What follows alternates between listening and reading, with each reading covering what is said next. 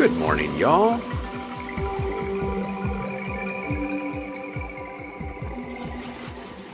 I hope you're all doing well. Happy Friday. Everybody's favorite day of the week. Looks like we've got some people ready to go in the chat. Let's see who's here. Oh man, I can't see past my pin here. I know Zerky's here. Control 4 Official's here. Blazin' Beats is here. Syndremic, welcome in.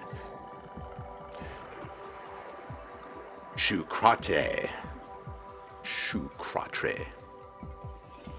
Man, sometimes it's easier to say than others. Gotta admit, I get a little tongue-tied sometimes. Jacques, welcome in. Happy Friday to you, my friend. Who else is here? Saffron's here. Olivia's here. Welcome in, Liv. Welcome in, Saf. Appreciate you guys. Happy Friday. Tomba's here. How you doing, Tomba? And thank you, Liv, for the gift sub to Tomba. Tomba, now that you are a subscriber, you can make sure that your Twitch and Discord accounts are synced, and you will be granted access to the subscriber rewards channel, which I need to update. Kwame Brown Beats is here. Kwame, I love you, man. I hope you're doing all right over there. Maximal's here. Welcome in, 96. Hope you are well as well.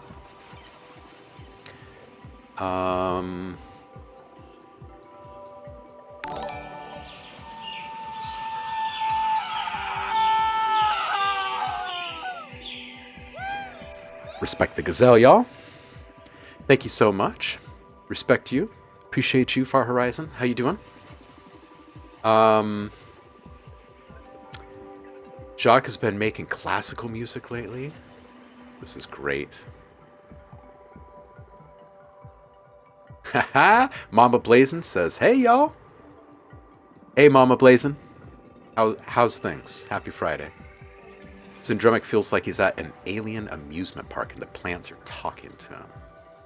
Yeah, this is basically like the kind of stuff that's rolling through my head all the time. Like, this is the kind of world that I basically just exist in. I refuse to play in reality because, man, have you seen the news? Okay, so you guys wanted to see how this was made. This is part of the 5-minute challenge. Each time I'm about to fire up a stream, I make something from scratch really quick. It usually involves Reaktor because that's a really super easy cheat code for me. So here we go. This one is a combination of a couple of things. First up, this is a little hack of a metaphysical functions ensemble. I'll turn all this up for you so you can actually hear this. This is pretty wild. Got a little saturation on it, that's it.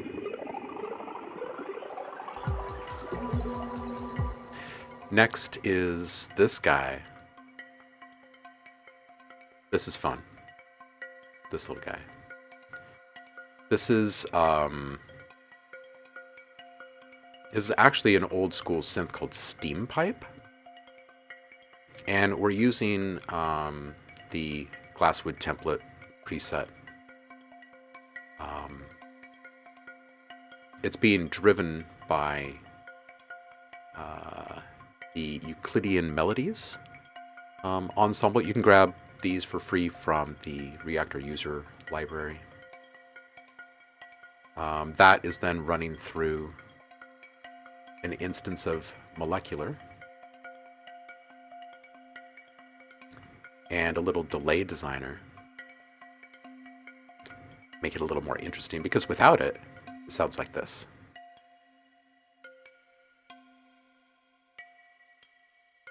So, better to spice it up a little bit. A little polyrhythmic feel. Alright, cool. Next. This is an instance of Thule.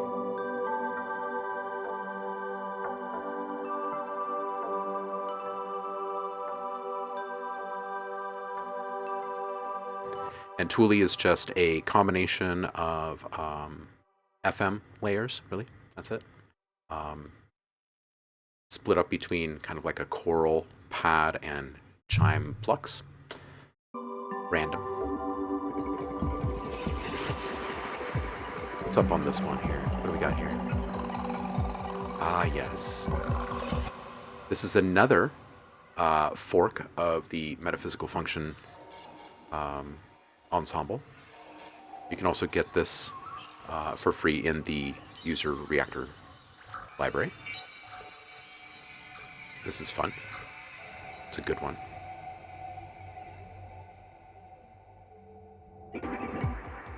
And then lastly, we've just got an instance of EXO running for some drums. And that is also running through a little molecular, just to kind of dubify it really quick, because without it, it sounds like this.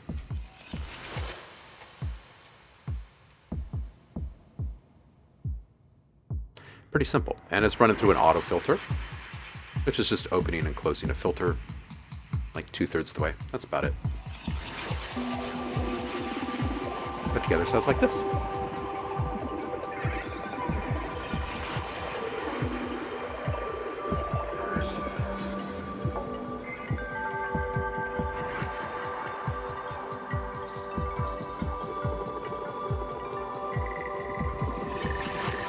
Yeah, these little intro tracks that I make, they have lots of potential, and they're fun, and they're immersive, and then I trash them. By and large, I throw them away. It's like a little meditation, right?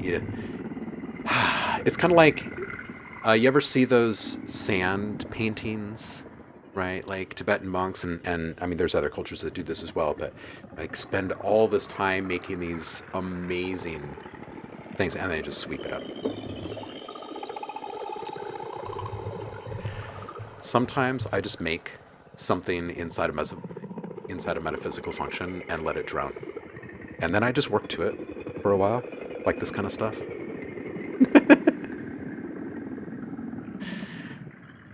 Kind of sets you off in a different place. All right, let's stop playing with this noise here, and let's start listening to you guys. See what y'all have been up to.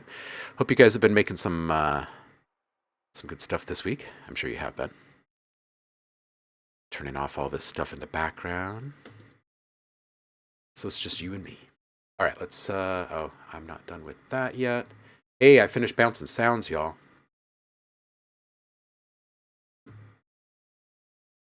The new sci-fi pack will be out soon. I have basically finished curating it. It's a few hundred sounds large, and it's pretty darn awesome. Before we dip into the public feedback queue, I do have one thing that was sent in through, which, hold on just a second here. Let me find it.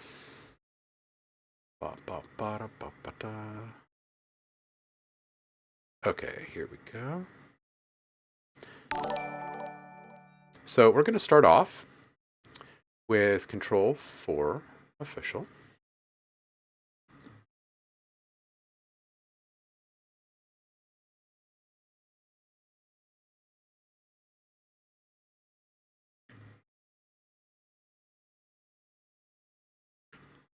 Y'all ready for this? All right. Let's kick the silence to the curb, shall we? Away we go.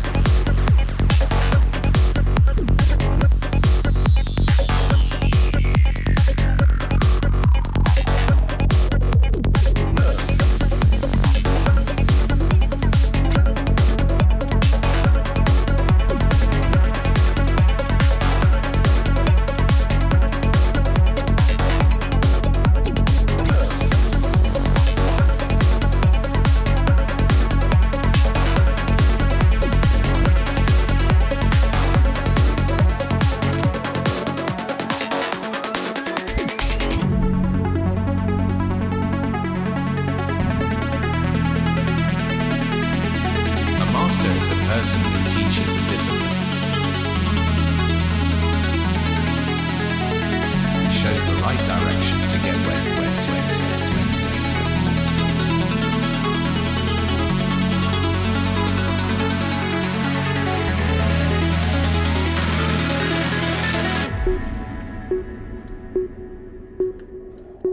But the truth is that there is no real master.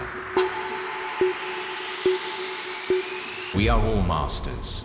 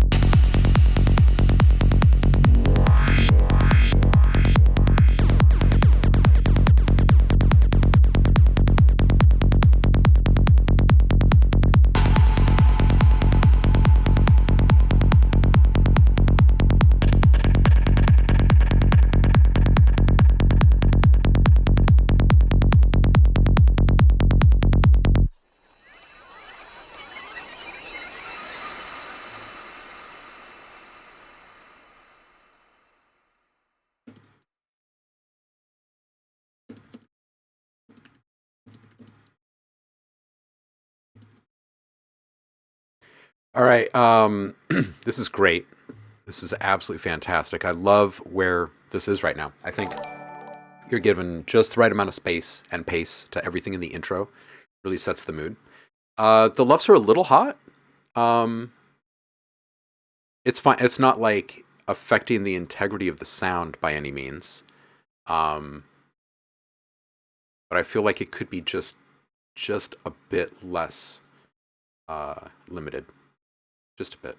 All right, so the drum fill at 120 and all the other drum fills in general up. I think they need to come up, and I think that you actively automate the volume up as the fill is occurring. Now, where the peak is can vary a little bit, right? Maybe the third one is on or maybe the first one is on the third tom hit, right? Instead of actually at the end of the fill, right? And then kind of vary that a little bit as you go through the different fills, and it'll kind of force all of us to pay even more attention and kind of get drawn more into them. Um, and then maybe a little suck back right at the point of transition to kind of create a little tighter feel there, almost like a little switches being flipped, right? 206, these little format guys are awesome. Try modulating some detuning or pitch shifting right at the end of some of those little sequences there. This ARP around 2.5 minutes here really tickles nicely. They all do. You've got a really good use of resonance throughout this thing. This wide ARP can come down here before the drop, build up with it to the transition to grab ears differently. So kind of let it be the hero of this next little section before everything drops out completely. And don't have it like when it is initially introed before that drop begins. I just bring it down. 348, fill up. 356, great job obscuring the vocal chop. Perhaps a couple small slivers of clarity are allowed through in a couple of random spots to surprise us early on. Might feel good, right? There's so much like sharp, prickly little bits of texture throughout this thing. And in this section, there's none until things start to get disclosed a little bit more. So maybe just like a couple little sprinkles of salt in there. Wanting more pumping feeling here in this spot. Nice use of filters and volume, but I think you can be more bold in creating differences in layers, like carving out changes over time that are noticeable to us. So some of them right now are really subtle and nuanced. And if you go a bit more bold and you kind of force us to hear a layer that before was perfectly like melted into the mix and not standing out in any way, it'll kind of clue us into just how rich and deep this whole thing actually is. Really great dialogue sample. I just want to up on top of the mix a little bit more, and the saw arp that's popping off in this section should probably just come down a bit and let the dialogue really drive the entire moment through this entire section. The words that are spoken are really great and like really well aligned with the soup that you've made. 603, probably need a few more bits of ear candy in this section, things that move across the stereo field before the ARP comes back and hits us in the face again. And yeah, just summarizing and in general, more active volume automation in specific moments to really drive emotional impact and help us focus on the best bits throughout. Great tone and timbre control throughout. Like the sound design is really spot on. I really like this palette. It's very good. I think you can pick just a few more bits of ear candy right there at the end during this outro section. Doesn't have to be constant lasers and pew pew pew or anything, but I think that couple more things. Kwame's back. Brain is skitzing. I understand, dude. My brain hurts today. I've got a headache today that just won't go away. Roku says, Neg 8 is always a good balance between loud enough and not too pressed. Tell the guy to do a Neg 7 to Neg 8 LUFS max peak next time. Yeah, that was good. Yeah, I can put it on the Discord page. I'm not sure if you actually have this in the queue there, though. So, should I put this I almost said Slack thread, in the, where are we? Twitch thread? Or here? I know what I can do. I know what I can do. I'm a clever little monkey. I can be smart. Let me get into public feedback here, and then I'll just say,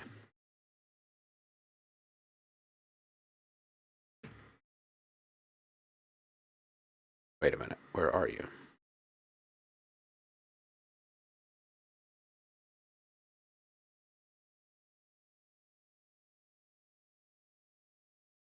Wait a minute.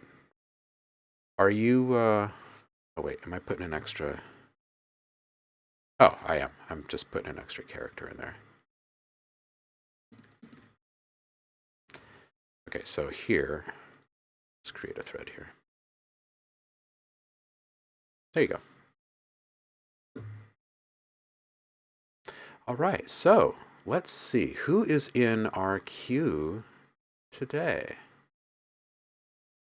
Who's here? Look at all these wonderful things here. Syndremic. Whoa, look at this art. Ooh, I see a little smiley face here. I like this. Lots of really good things being said in the chat about that track, Control 4. You have a massive headache too? Yeah, man. Yeah, forehead hurts. Yeah. Syndremic says same. Maybe there's just like some weird like pressure in the atmosphere all across the planet today. I don't know.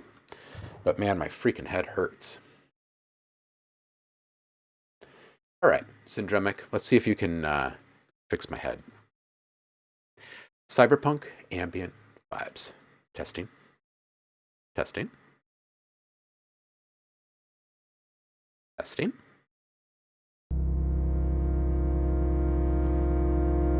And away we go.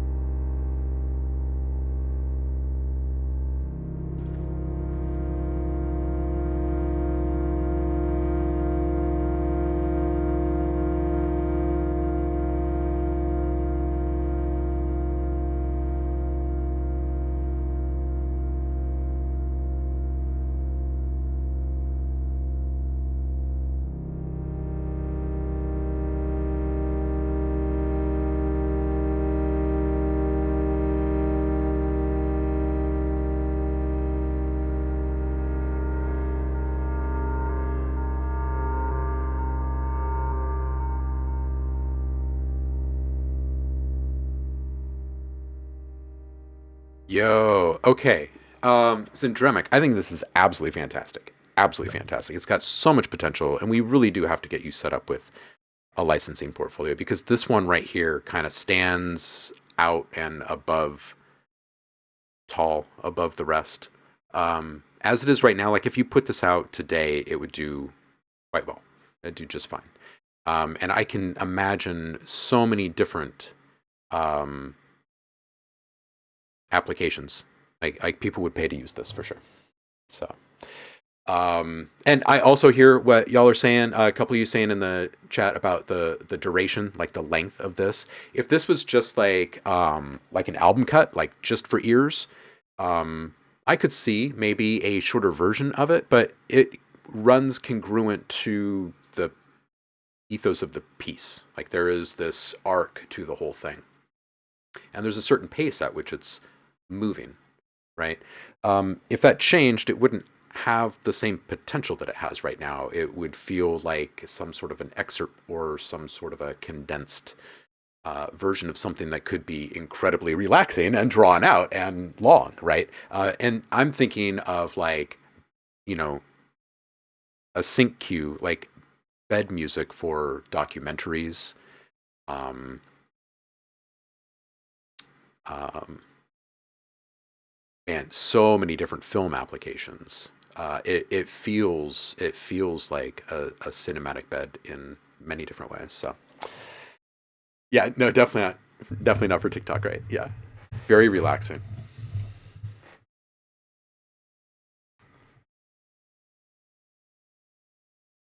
Yeah, yeah, it's got a very good like cinematic quality.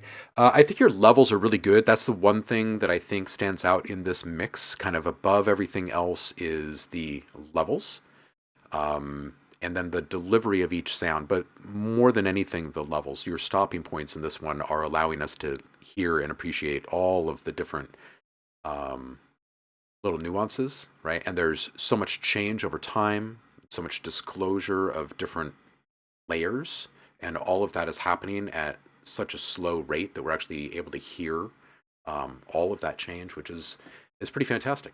Um, and it's not feeling forced. So I feel like there's this level up that's happening for you right now. It's fantastic.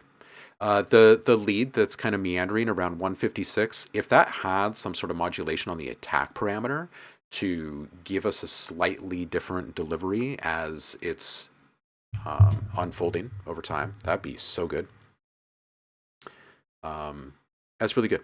It's really good. We can gush. We can continue gushing, but it's just really good. Okay. Next is some sound design, and then back to music. Manny, welcome in. Boke Nero. Look at this. 1, 2, 3, 4, 5. What? Did we just lose our trigger or something? Oh, there it is.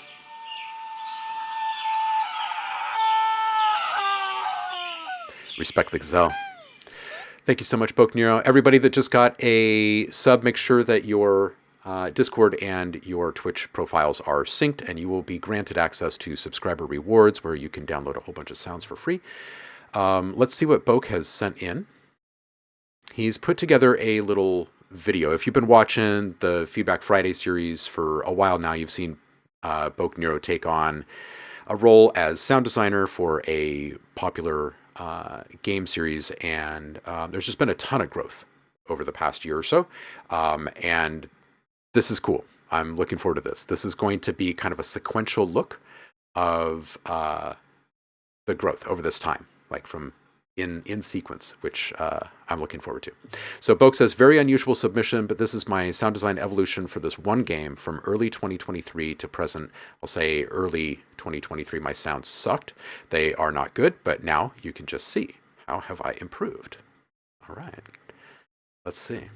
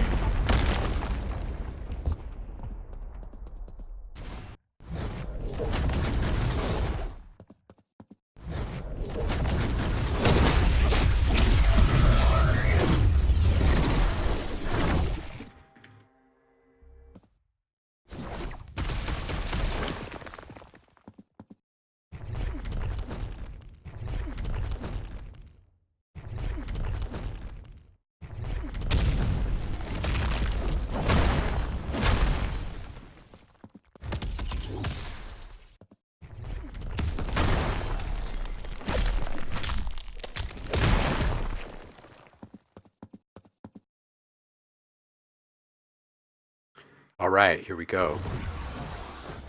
More recent level ups here.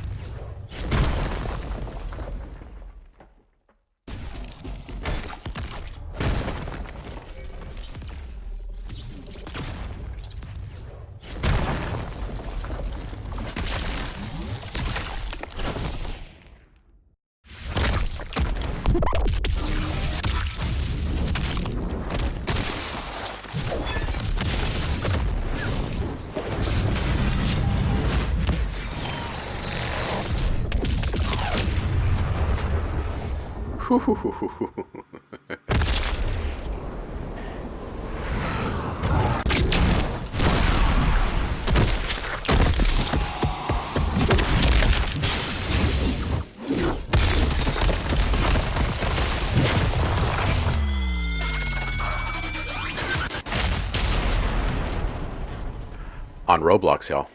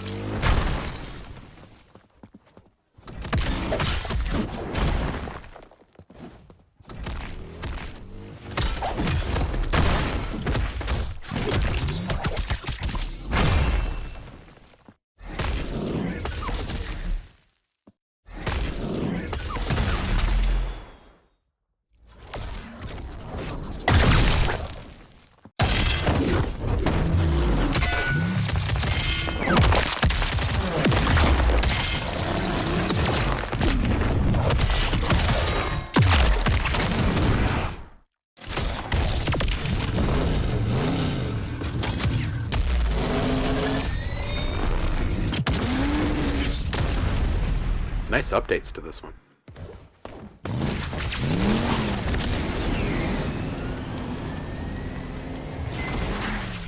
Mm-hmm.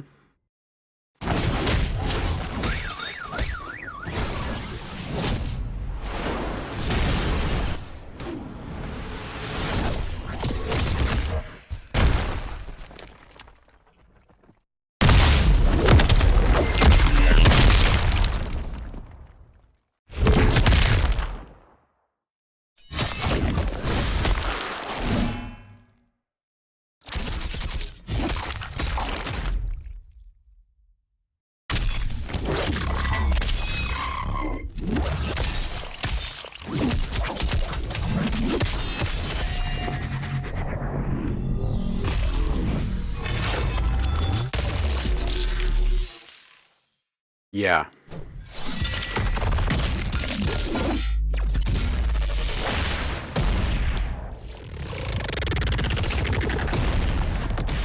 Nice tremolo. Yeah, so the amount of like progress and evolution is pretty astounding, right? Like just needle dropping from the very beginning to the very end, they're absolutely night and day. Yeah, upgraded. Yeah, absolutely.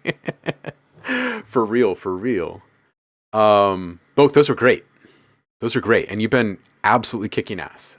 Absolutely kicking ass. You are helping to make the entire platform better, setting a new standard. You know what I mean? Okay. Back into our queue over here. We've got Jacques. Yeah, cutscenes are the best, right?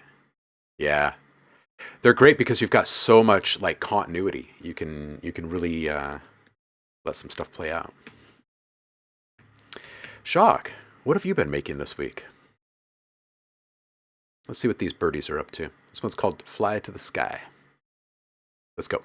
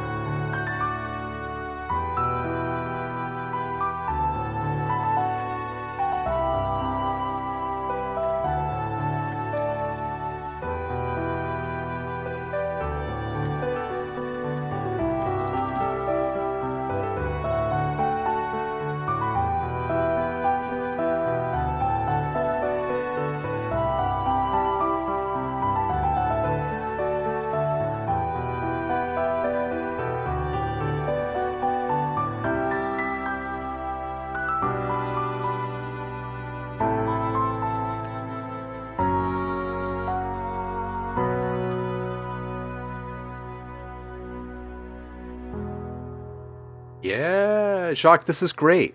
What I really feel this needs right now is the humanization thing. Like going in there and getting stuff off grid just a little bit, making sure that the backing elements, the strings and everything are more gentle. Right now, everything is kind of being delivered in almost like an equal temperament, sort of. So make everything but the piano a little bit less upright, um, a little bit more supportive. Uh, and then I think that uh, the combination of those two things will help everything kind of feel just a little bit more relaxed, and a little less rigid. A little less rigid. I really love the composition here. It's it's like heartfelt and delightful, or delightful all at the same time. It's got a good amount of potential here. Yeah, Tomba says proper Witcher vibes. Um,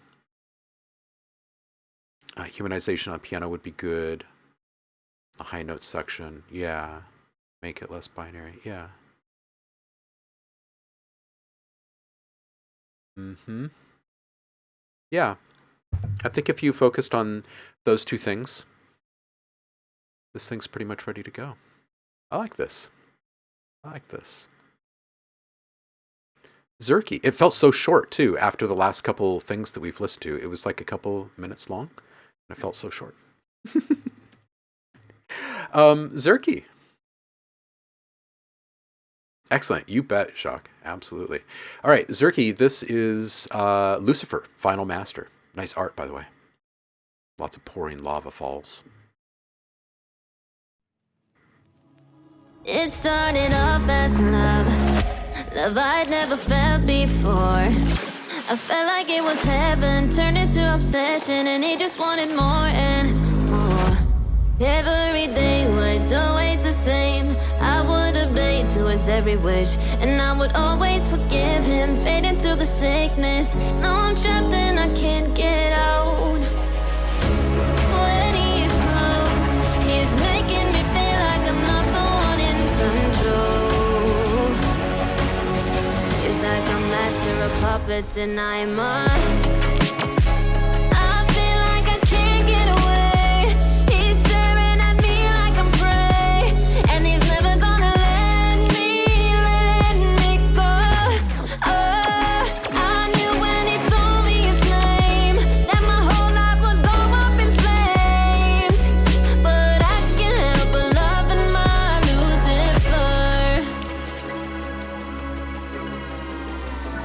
He's there in my sleep, talking to me, changing dreams into nightmares, making me weak, but he can be sweet if he wants to, and it's making me so confused. Every day was always the same. I would obey to his every wish, and I would always forgive him, fade into the sickness.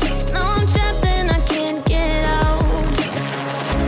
When he is close, he is making me feel like I'm not the one in control. He's like a master of puppets and I'm when he is close, he's making me feel like I'm not the one in control. He's like a master of puppets and I'm I feel like I can't get away. He's staring at me like I'm prey, and he's never gonna let me go. I knew when he told me his name that my whole life would go up in flames, but I can't help but loving my Lucifer.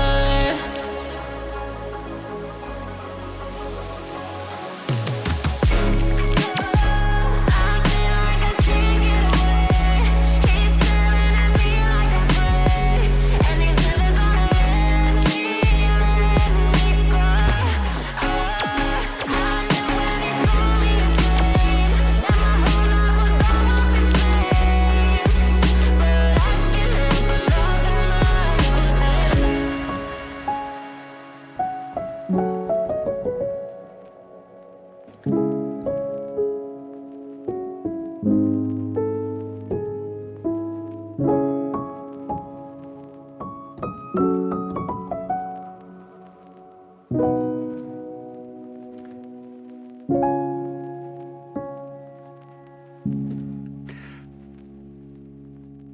All right, Zerky, I think that if you bring down the loudness on this, just bring the limiting down, the LUFS are really hot.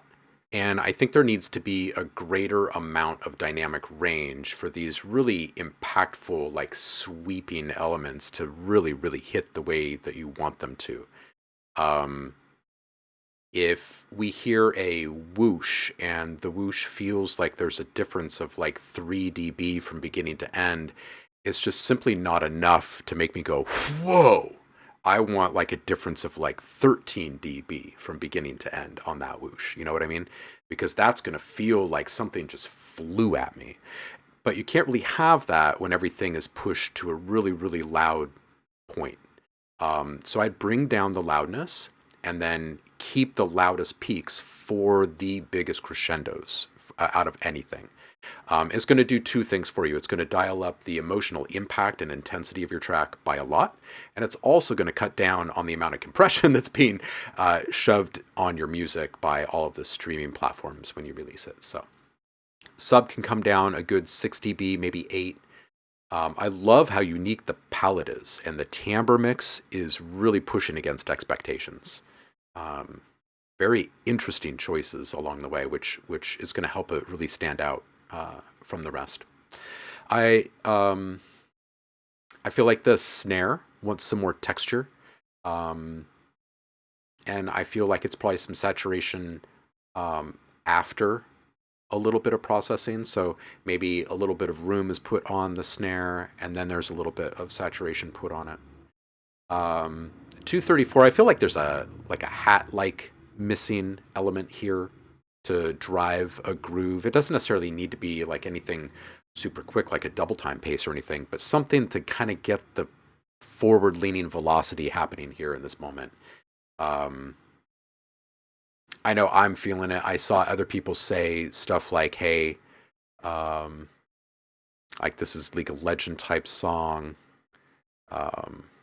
It feels like it's like epic gameplay kind of intensity. You know what I'm saying?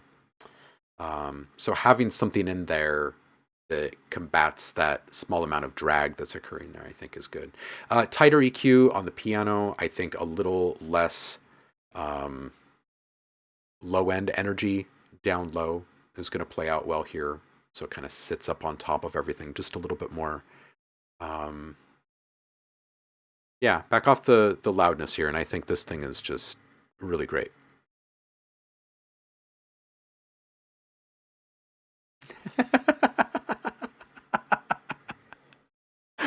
Oh, Tomba, I'm just reading your comments here in the chat. Zerky, you are welcome. You are welcome. I hope it all vibes with you, helps you make it even better. Blazing Beats, it is you. Oh, wait, hold on a second. I have to learn how to use my keyboard here. There we go. Let's do this. This one's called Creepin' in the Night, featuring Bunny.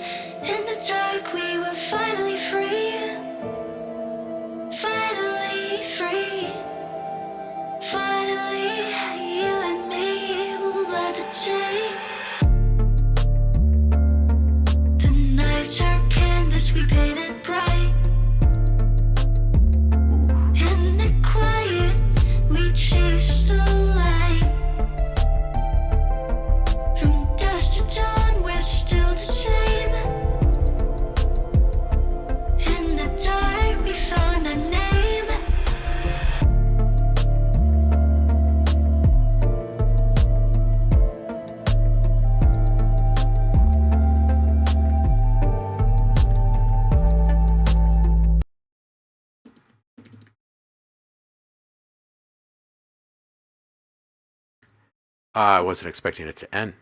Um, I love this drone in the intro. I'd watch the resonance in the intro though. There is a little bit of spiciness to this, and I think that there's a little bit of loudness that can be brought down, kind of specifically on the vocals. But there is some saturation happening post process, like post reverb on something that you could sweep that for resonance as well. Okay, so when I said wanting some environmental sounds, what I'm hearing is like maybe like some footstep, like there's some sort of a story unfolding under uh, the the vocals and what they're sharing with us, right? And I think treated properly, if you've got just the right amount of crunch, like with some snow or some leaves or something like that, um, you can use them as a rhythmic agent, right? Like you can keep them on a beat, and it would actually feel pretty cool. And it would be kind of akin to using some Foley, but then it kind of opens the door for some other things, right? Like there's this moment where the vocals, um, right here. In the quiet, we let it grow. Okay, so in the quiet we let it grow, but it also kind of sounds like crow. And if there is this kind of dark outdoor kind of vibe being introduced, and you had like a caw in the background that you like manipulated, maybe just a little touch of granular, so it's just off just a little bit. I don't know. Watch loudness on the vocals. That's kind of the big thing, mix wise. There, super deadly vibe at 130, and I love that this is the second song in a row now. Really pushes against expectations in regards to the timbre palette, the overall mix of sounds and what is being cooked together. This is unique and yet comfortable and familiar all at the same time, you know? And because it's familiar and unique at the same time, we expect one thing and we're getting something else. It kind of makes it more satisfying, you know? Let's see what folks are saying over here. Hmm. Yeah, okay, so see right here, different people are hearing different things. So Blazin says, hey, what sort of environmental sounds, guys? And Tomba says, the type of sounds you hear in a London district at night. Rains Phoenix is here. And then the very next thing in chat is from Tron Music saying, maybe walking in the snow fully buried underneath the mix. Yeah, see, there's like, it could go in any direction, any direction. Tomba says, make a scene in a song. Music is art. Paint a picture with the spoken words to help our ears see the details that are missing. I don't know if that's worded properly. Yeah, so like, okay, so it's about details and it's about the timing of the details. So let's take the first example. Who was it? It was Tomba. Tomba said, what about some London district sounds at night? Okay, so here's a really great thing, right? It can be footsteps. I would want it to be after a rain, right? Maybe not actively raining, but wet pavement. And there's at just the right time, at just the right timing, right? You'd have a car driving by and you could hear the wetness on the pavement being spun by the tires, right? At just the right time, because it's this extra layer of texture in there that can be appreciated, right? And that informs so much about the environmental scene without any dialogue having to take place or anything, right? There's barely any movement happening. It's probably at night. The roads are wet. It just finished raining. I'm not hearing raindrops. Maybe it's clear now, right? It's pretty chill out there.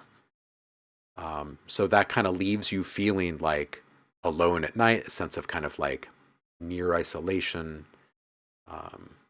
Right now, if it's in the woods, right? If there's like a sudden like burst of a flock of birds like leaving a bush at just the right moment, this kind of clues us into the fact that something just happened in this local environment that made everybody like stop and take attention and then bail.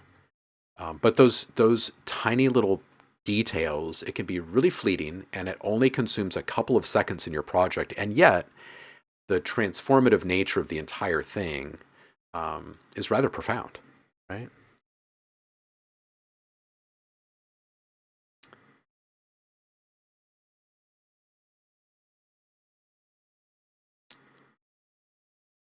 PC Room is saying dripping water is what I hear.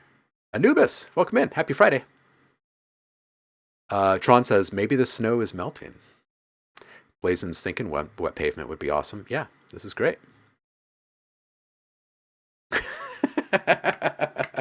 Ma, we gotta pull out the hose and some boots. Ma, I'm making a song, Ma.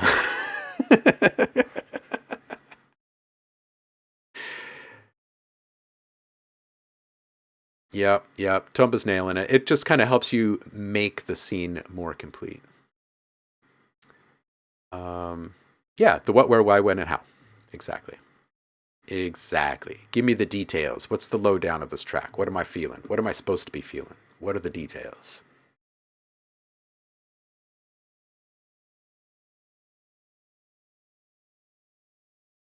All right. Shukrutre. Get here. Keep or throw away. Yeah, you're up. Let's do this. Ooh, before we click play, I'm just going to read this from Blazon. Wet pavement of maybe London traffic, small little sounds like a crow and all that, all sounds like a good way to make it sparkle like a shiny emerald in Minecraft. Ooh, nice. Yeah.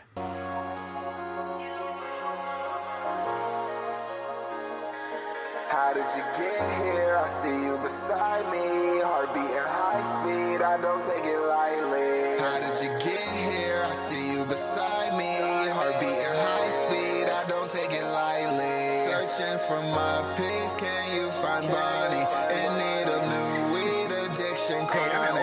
Crazy. Hit the E-way, I'm swerving. Don't tap unless it's urgent. All them toxins I'm purging. Stack so much, my force hurting. Don't show love, it ain't worth it. I'm the one with no burdens. Pocket watching, they worthless. They sit on their ass lurking. Yeah, I came from down under, where they giving up. Wonder if I love her. Shouldn't take this much. Move like no one other. Difference is a pup.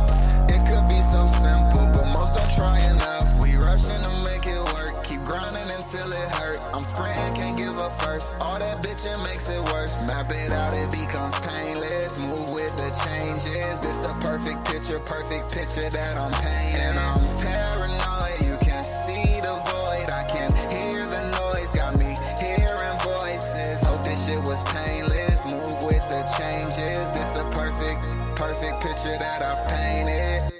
Ooh. Yeah, the keys that are in the back, that little lick at the end, that little you can bring those up a little bit.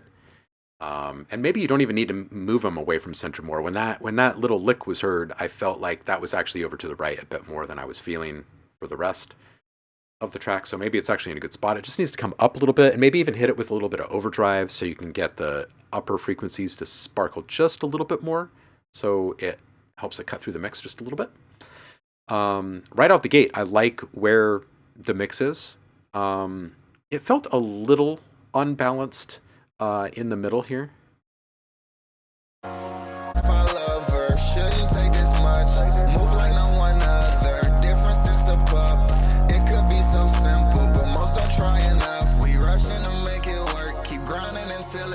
And I think it might just be there's the competition with the 808, so you can scoop a bit around the mids in the 808. There's probably some presence that's running all the way up to 1K and get some of that out of there because the vocals are trying to pop off in that same spot. And you can probably bring the 808 down just a little bit in general. And then move the low end cutoff up to about 40 hertz, 12 dB per octave. So super gentle. Just move it up just a little bit. It's going to make your whole thing feel like it has more powerful bass, so you might need to dial the bass down just a little bit more. I know it sounds weird. When you cut out bass, you get more bass, but that's the way it works. Yeah, that's what I'm hearing on this one. Tumba says, I'm adding this to my playlist right now. Yeah. What's overdrive? Okay, so overdrive is saturation. Okay, it's a form of distortion, but the way that you can use it on a track like this, here, I'm just gonna put a random loop in here.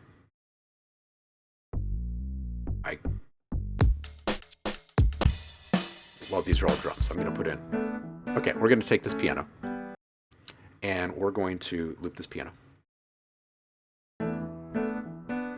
Okay, now I'm going to put some overdrive on this piano. And just pay attention to what we're hearing. Okay, I'm not going to add any drive. I'm just going to turn the target frequency up to, let's say, about 5K. I'm going to turn this off. I'm going to play the original.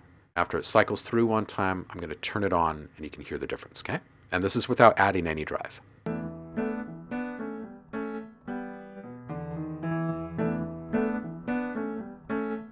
Now I'm going to add some drive.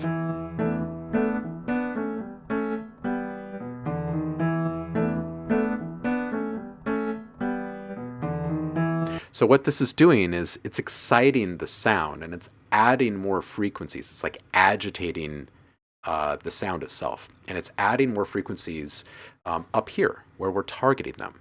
So it makes it easier to hear. It's a nice little mixing maneuver.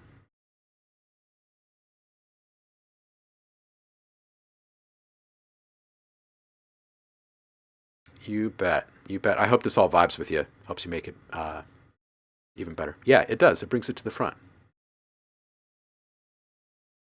It is. It's bringing it to the exciting. Yes, exactly. Yeah, gives it more flavor. Yeah, it's disclosing more of the nuanced detail that's already lurking in there. And then as it's adding more harmonic information, that plays off of the other frequencies that are already there. And then something kind of magical starts to happen. Something that you can't quite always predict. And that is the reactions, right? That are actually happening in real time, especially if you've got like a little bit of reverb involved, because then some of those frequencies are hanging out in the mix for just a split second and running into each other in new ways. And when frequencies collide, they add little bits of color and nuance and character to a sound. It's hard to put words to, but it feels really nice, and it's really satisfying to hear. So frequencies sort of have a sword fight. Normally ends up romantic. Yeah, right? They're all like making out in the corner. All right, Gax, music. 1. This one's Danik, Hurt Me Now, Gax remix. A nice story, I'll be told. Yeah. It was not bloody at all.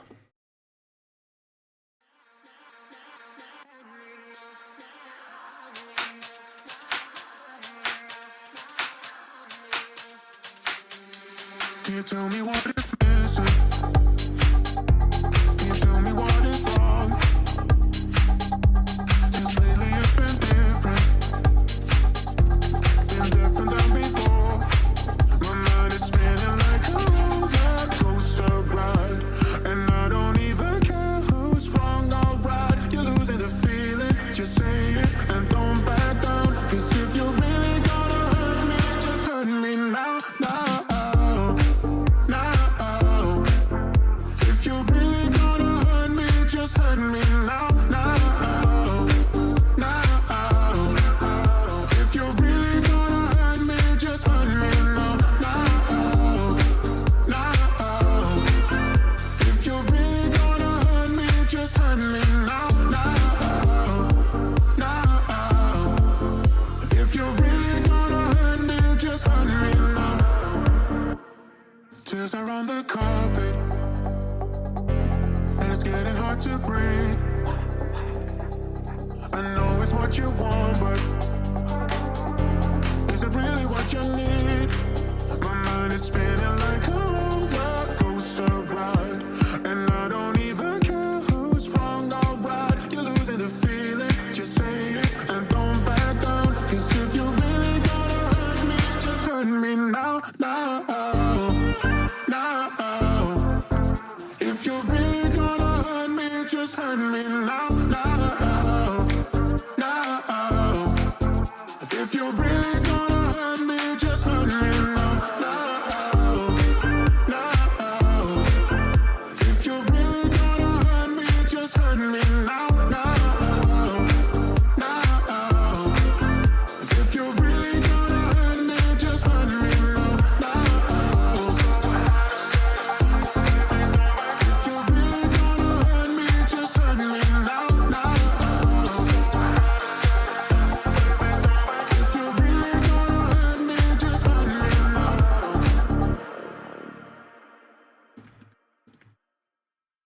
All right, great samples, great palette. It's got a really awesome, complete sound. It's very full. I think the perks in the intro can be filtered down at first, and the filter can be opened up as part of the transition effect to the full mix. At 50 seconds, I think these keys want to be heard a little bit more. Just put a little auto filter on there, or some active modulation on the cutoff on your filter position, and open and close it over time. Not fast. And nothing too deep and egregious, just something mellow, something simple, and put just a little bit of resonance on there so it's got just a touch of funk to it as it opens and closes. It'll probably feel more complete back there.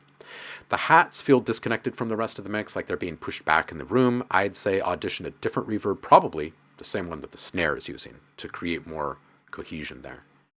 Less downward compression in general on the entire mix. The track is craving some upward expansiveness. It feels like we are not actually being allowed to hear the true peaks, the brilliant kind of sparkle and shine on all of the individual sounds. The vocals feel like they're mostly cutting through and we're hearing the entirety of them for the most part. But what we're not hearing with great clarity are the actual peaks of each one of the sounds. Those sounds are running into a compression wall, and we're not actually ever getting to peak volume on them. So I think there's a little bit of work to be done there. Less ratio, reduce the ratio, also reduce the threshold so it's not biting into the sound as early. And then also pay attention to what is going into that compression mix, right? A compressor doesn't know what it's hearing. It doesn't hear anything. It just measures signal strength coming through. And let's say your sub bass has a higher peak than your keys, and your sub bass is popping off at a regular tick, right, in your mix. Every time it goes up, your piano gets crushed down, right? And everything else that is on its way up at that moment, right? So learning what things to just simply not put into the compression chain can really help there too. But again, really good palette and really good sample selection. So dial in the dynamics of this. Get that hat in a shared space with the snare. Get those keys moving a little bit. I think this thing feels pretty darn complete. Less force. Tomba.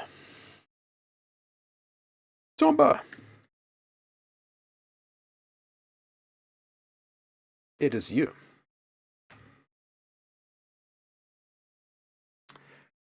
Oh, Tomba says,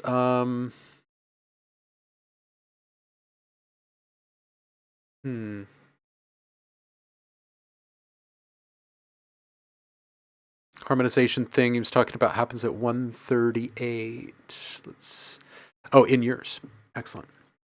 Ethereal temp. Let's listen to it. Right. Okay. I remember you speaking about it now.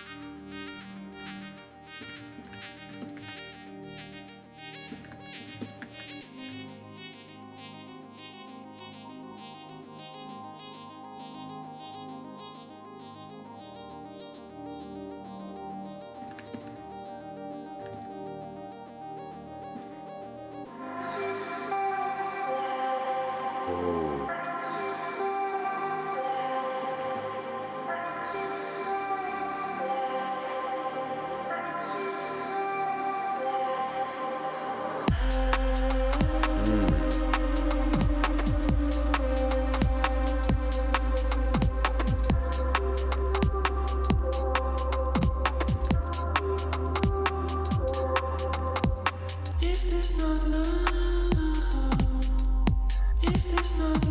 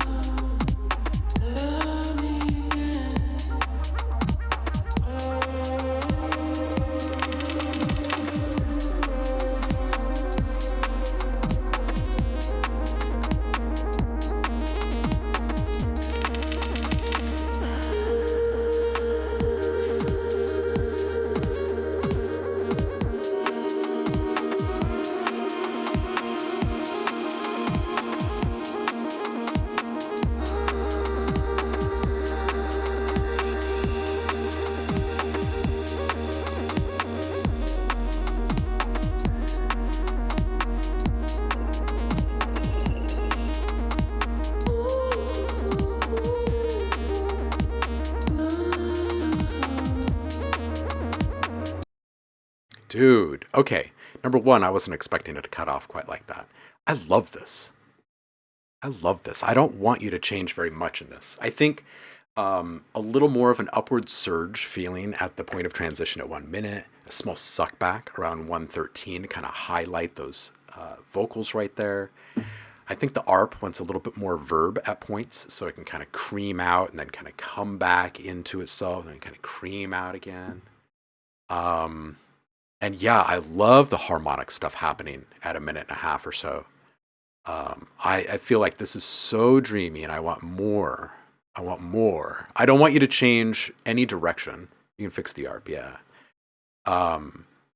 Yeah, I love the vibe of this one, man. This is yeah, you can give more. Excellent. Yeah, this is really coming together. I really like this one. You guys can see me turning on some stuff here. I'm gonna go hit the bathroom really quick, and I'll be right back. I'll leave you guys with a little bit of stuff to listen to here. Oh, it's all weird. It's so weird.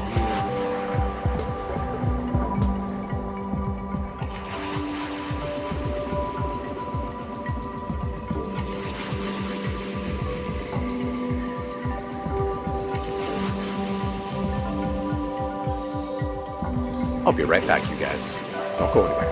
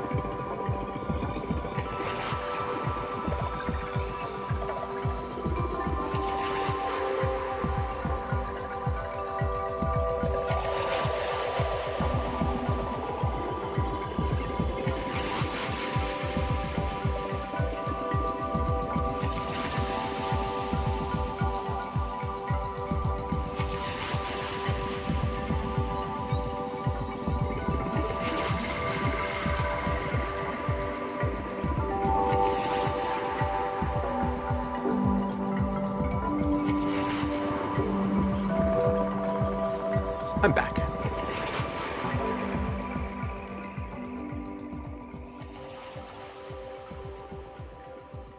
Calm you guys down for a couple of minutes. Okay, so right before we left for that quick little 2-minute break, it was brought up, the Spotify thing was brought up.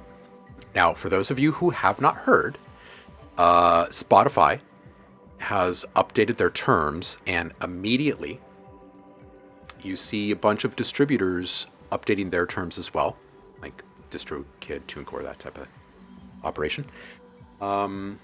There's been a lot of stuff happening over there. The premium bundle pricing thing, and the big labels stepping in and making sure that their artists are getting paid a full amount while independent artists are not. And then it comes to light that Spotify has been working behind the scenes with distributors to kind of put everyone into this new era of AI remixing and allowing users to mash different things together and create new works simply by being on their platform. Like, consenting to this is just, boy, it's a lot. That's a lot. That's a lot. For something that's supposed to be akin to a radio station, that's taking a lot of liberties, a lot of allowances. And who knows what kind of monetization they have planned for themselves in all of that, and if there's any kind of consideration or compensation given to the artists who provide all of that source material. We just don't know yet. We just don't know yet. But dang.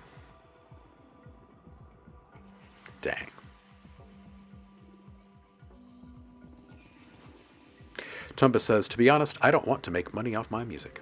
It's a hobby. All right. Well, you're making some really good stuff. Making some really good stuff. Liv is thinking about taking down the cardio party stuff. Yeah, I've never put out stuff onto Spotify. I don't trust them. Oh gosh, yeah. When you hear this kind of thing, what Syndromics has just put in the chat, Udio's CEO, people just don't like making music anymore. There are billions of people out there, and we are making a platform for each person to be a creative. These AI companies are pushing to replace all this terrible music making. Yeah, it's not exactly a problem that needs to be fixed. It's really, it's a corporate play, is really what it is. The thing that's kind of seemingly gone off the rails with some of the technology stuff in the space in our industry specifically is that it's these things are intended to be solutions to problems, right? Think of software developers as solution architects, if you will, right? Got a problem, we can fix that. But the people aren't the problem. It's the problems that the people encounter along the way that are the problem.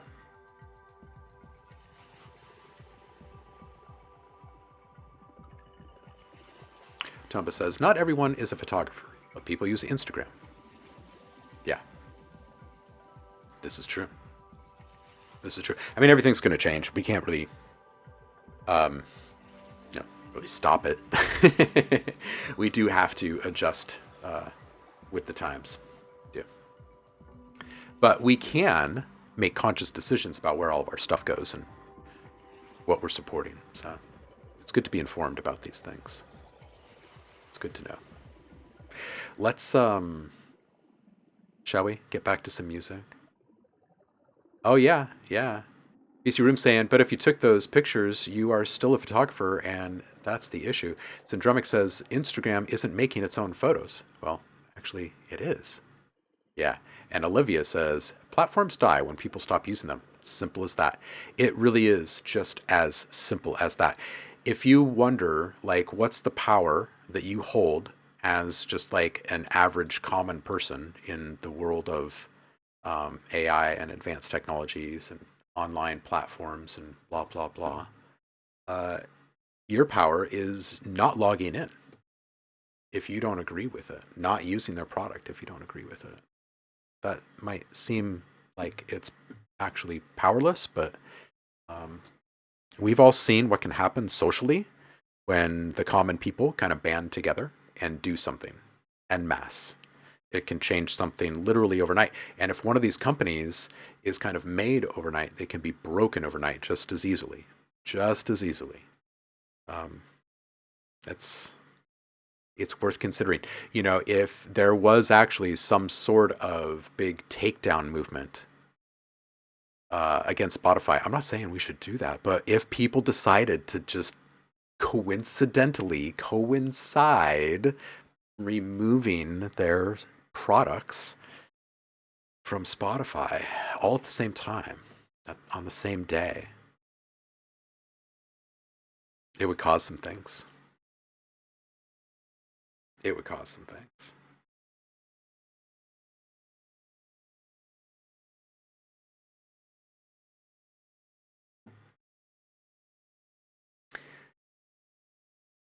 Yeah. Yeah. Sociologists writing about this problem 100 years ago. Yeah. Yeah. The unsustainable views. Yeah, it's true. Kwame, are you with us? Are you out of your meeting?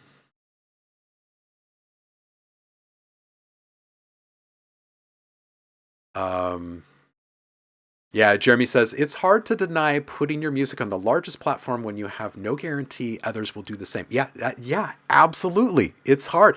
And like, you can't just be a lemming. Like, I'm going to jump into the ocean for no good reason because nobody else followed me. Thanks, guys. Because I followed to my death. Yeah. Yeah. Yeah, it's true. It's true. Things have got to be organized. But also, there are other players involved in this, like distribution. People could choose to distribute their things to Spotify without that clause in the distribution contract, right? Maybe someone new comes along and says, I don't like the fact that just putting stuff up onto a platform takes away the rights of artists, so I'm just going to refuse to put those things into my contracts. And if enough people were on that platform, then you would think it would be pretty hard for a company like Spotify to justify turning all of those artists away, right?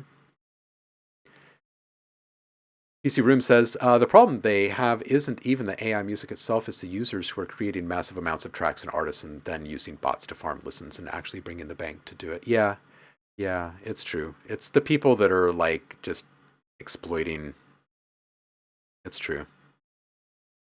Yeah.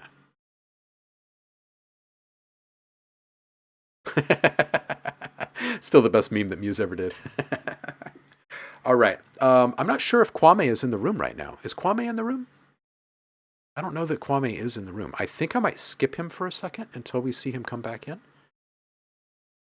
And then we'll come back. So as soon as somebody sees Kwame come back, if I miss him, you guys kick me in the face or something and we'll get it. Went for an hour meeting. Okay. So we'll be back. Maximal. 1996. Let's do this. Got some hands up extended.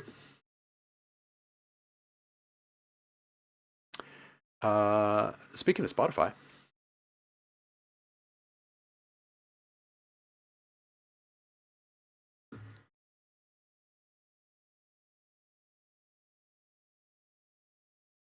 Let's listen to this.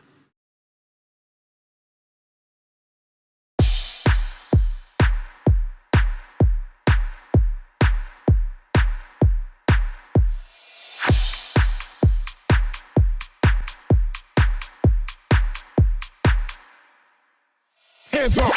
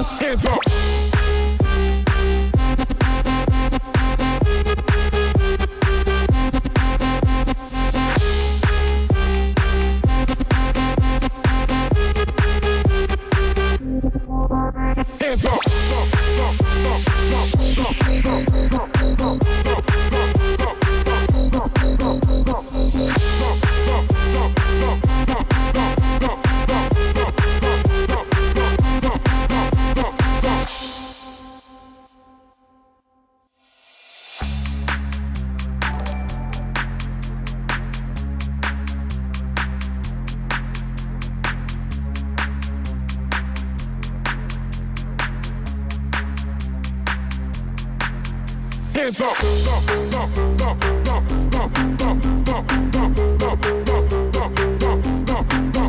Hands up.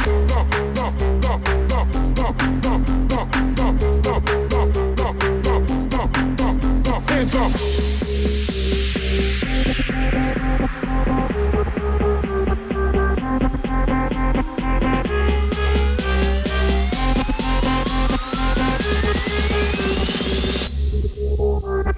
3, 2, 1. Hands up.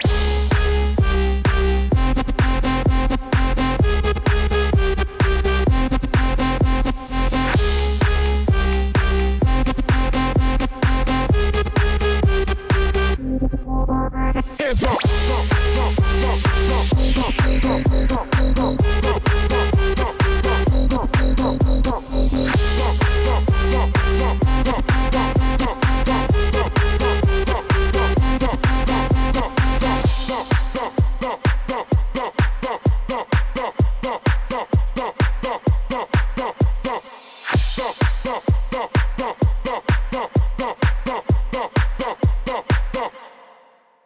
Hands up.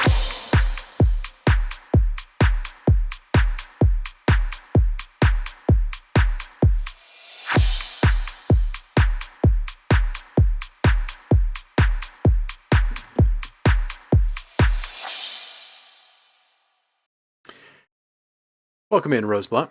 And Maximal, this is solid. Happy Friday to you. I like the theme. I think a little bit more variation over time to keep boredom at bay would be good. One example of what you could do is just a little bit of long-form filter play. Just something that opens and closes a filter over time. It doesn't have to be sinusoidal and totally predictable. It can be, it can actually be multi-layered too. You could have something that is like every 8 bars or so, it's kind of opening and closing just a little bit. And then maybe there's a little bit of gating happening on an element as well, right? That runs against that. Just something to add just a little bit of, just something to add just a little bit of extra interest over time, something that people can notice changing and kind of tune into as the greater mix progresses. And Zendremic is pointing out some transitions can help too. It's also good to note that transitions in this type of music are great just as ear candy. It doesn't have to be at the point of an actual change. It can be some kind of a whoosh or something happening on one of the sides at any given time if it's bringing some sort of emotional accent or impact to the mix.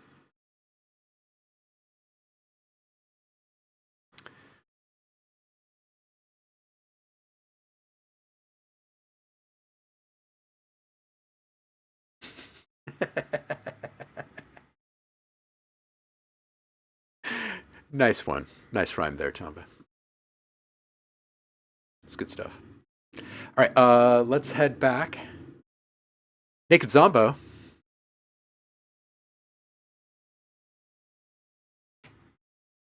Uncanny familiar. Moving like cornflakes. The bowl. Oh man, here we go. Uncanny familiar. How about this art, by the way? Is it right? You have to trust me.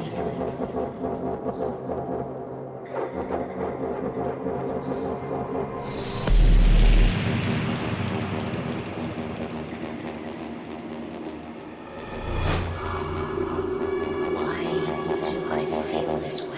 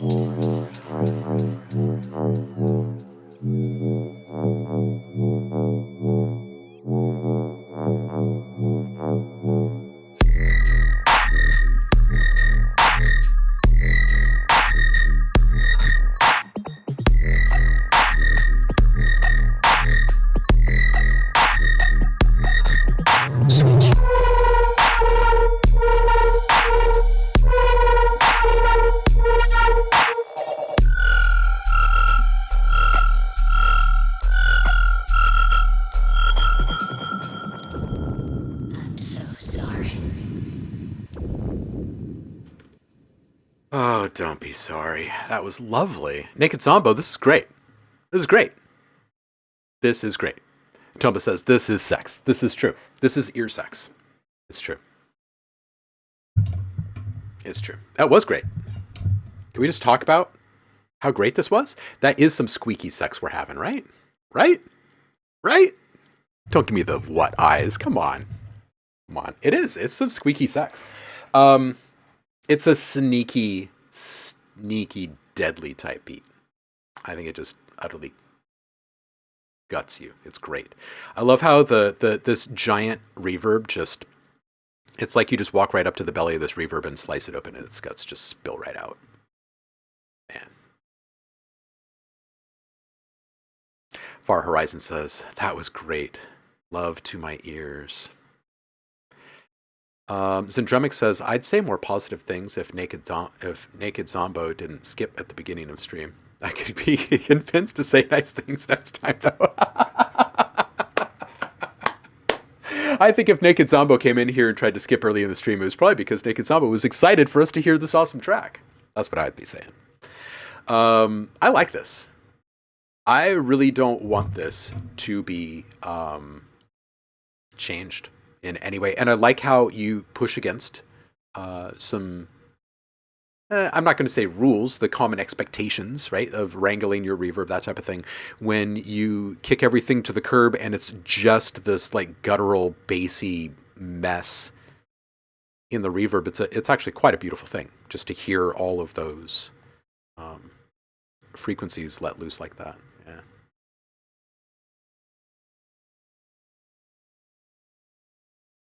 Oh yeah, the Wid, he does stream.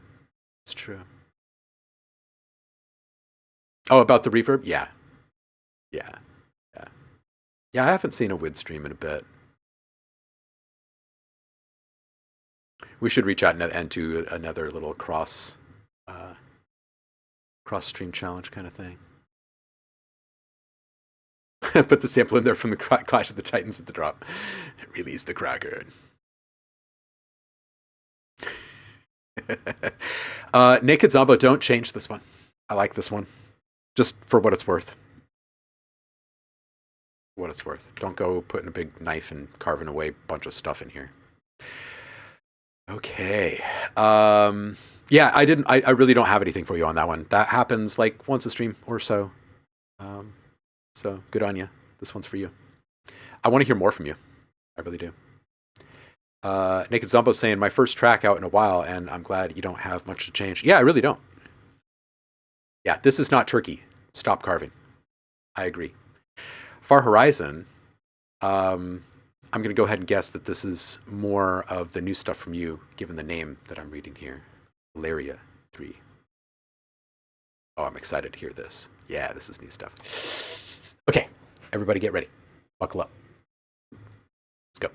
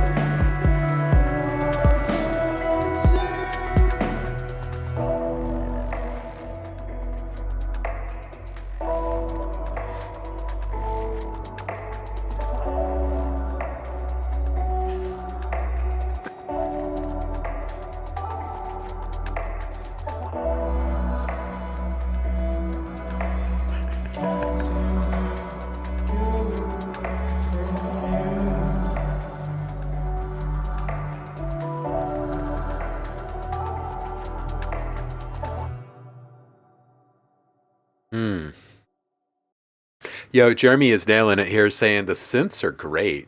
It's hard to get them that broken down and keep that much fidelity. Yeah. This is I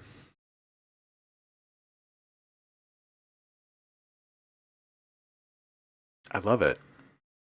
I love the detuned bed that's sitting under everything.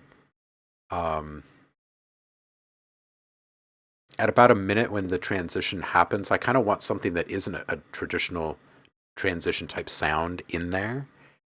Like some sort of like a page turning or something being raked up or swept or scraped or something. Like maybe if you dump some cornflakes, it's going to sound weird, but maybe if you dump some like cornflakes on the counter and then just like recorded yourself like brushing them off the counter or something like that, that might sound kind of cool. I mean, you'd put it through a couple of things and put a little love on it, right? Put a couple of envelopes on it. But something that's just kind of abstract and ambiguous in nature. You might need to do that, yeah.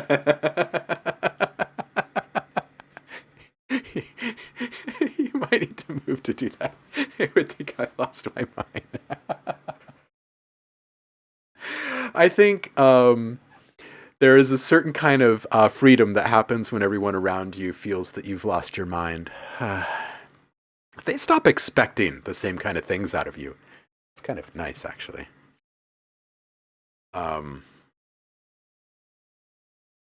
Yeah, man, if you need me to pour some cornflakes on my counter for you, I will. Yeah. Pour one out for my homie. I don't know what else to say about this one, man. It's really unique. I want to hear this in context.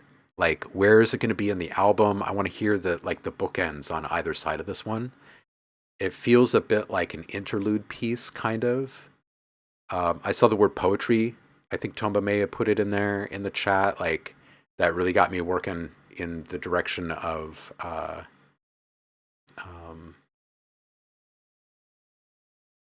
like really, really craving the whole album, you know, to hear where this kind of fits in the overall arc.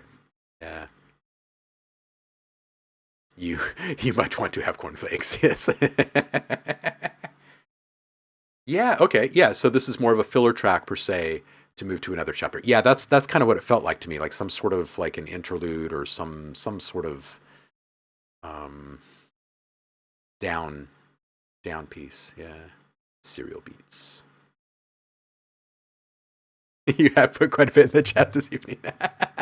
Got to stir it up. Steered up. Bathtub Galaxy. Man, where do you get a handle like that? Seriously, where do you buy one of these?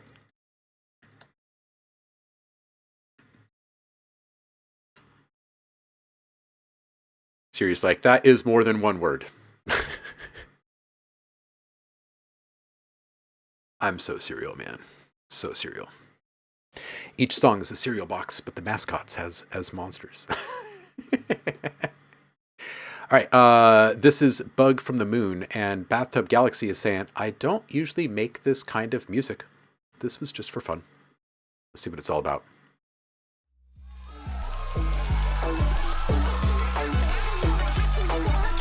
Count Chocula for life.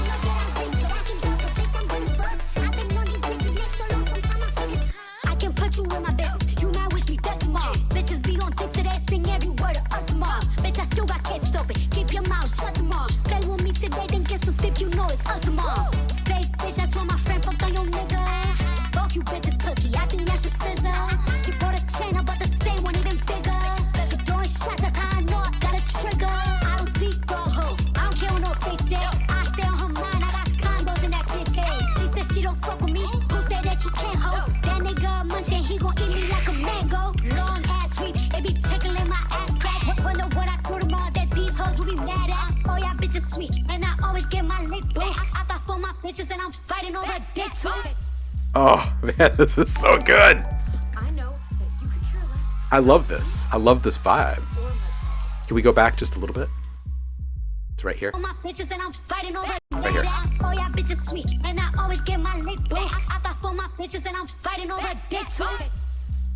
Yeah. I know that you could care less about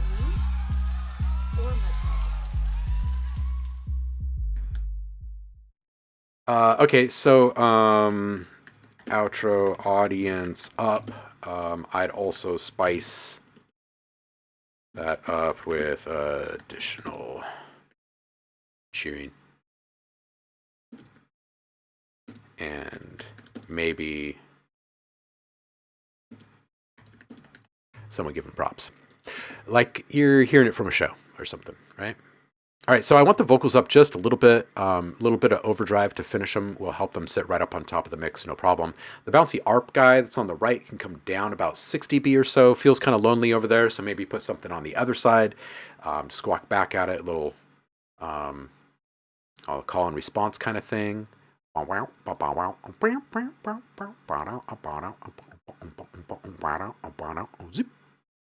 It could be anything. I probably have like 50 different ideas in the next minute of what could go over on the other side. Just pick one and then run it through something clever to make it change just a little bit each time it comes around. It'll give us something to tune into.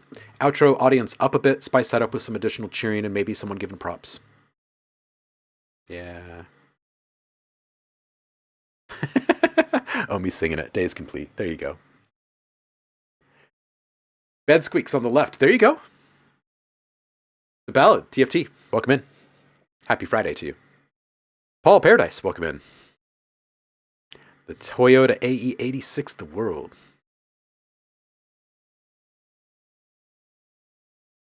Ooh, Trumpet says this song is an argument and needs the left ear to argue back to the right. Okay, I'm not the only one feeling that there was a character missing in the left channel. Sesko, welcome in. Happy Friday to you.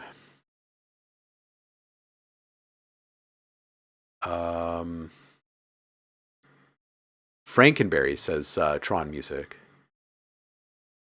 So Drumick says Tricks, Count Chocula, Orange Tiger, scary.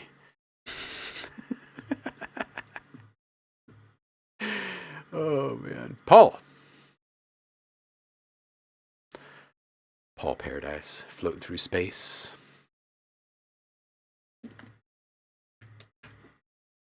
It's called Explore. Let's do it.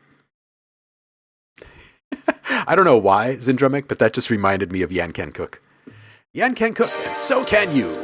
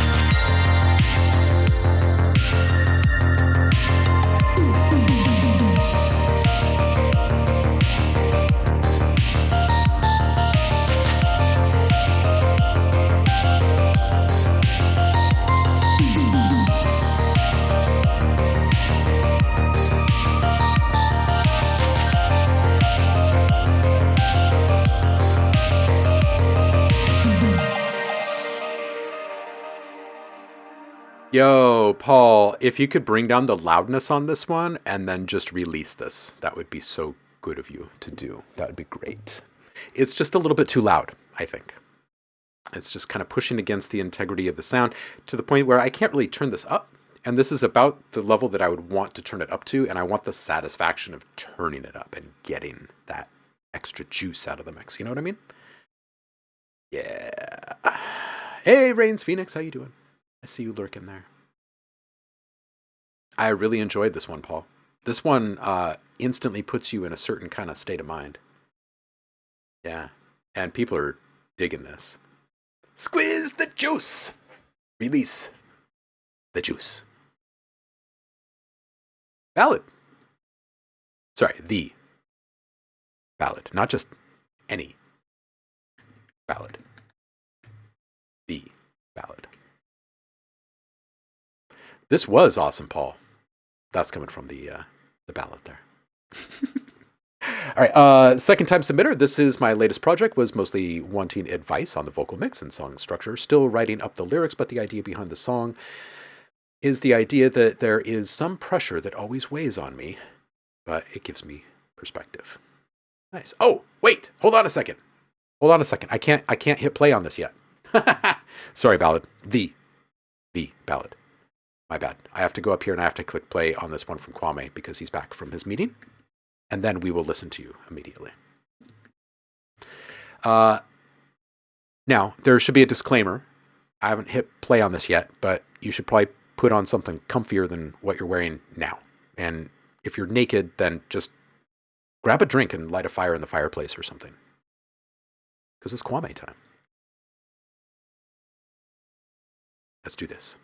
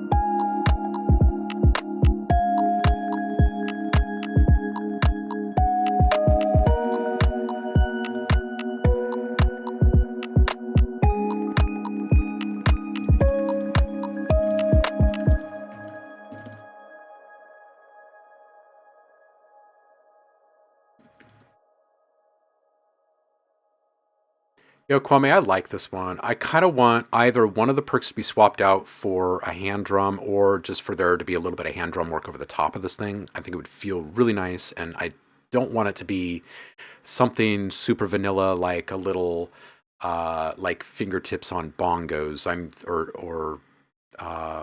I'm thinking something more like something more unique, something with real skin on it. A log drum might be kind of interesting. You could even use the body of like a gourd stringed instrument, right? Something that's got like an ambiguous kind of hollow appeal to it. Also, this click that's super satisfying all the way through the mechanical one, it's hitting just a smidge late because of the lead up to the transient in the sample. So if you offset it to the left in the timeline just a tiny bit, or maybe even better, you could clone it, like copy it to the left just a little bit, and that would offset from the original and create a wider, bigger click. I don't know, a couple of ideas.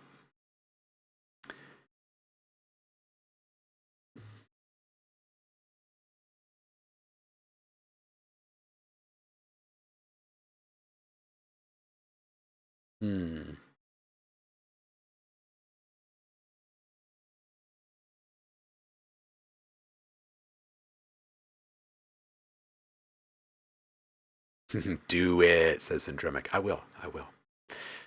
I just need to get a little bit of time. That's all. Just a little bit of time. I'll get this done real quick. Neko Hacker says, when you get to my song, can you go really deep into what you can see? I'm looking to meet industry standard for big leagues, looking to produce overseas. Yeah. I like the cut of your jib. Why is that illuminated? Yeah, how you doing that? That's what happens when you master lo-fi. Whoa, that's what happens. Shoot. I figured his mixes would just sound better somehow, but this is actually like visual. We can actually see the difference. Wow. Wow, I must not know anything about lo-fi. Seriously. Man, all my comments in the chat look so plain.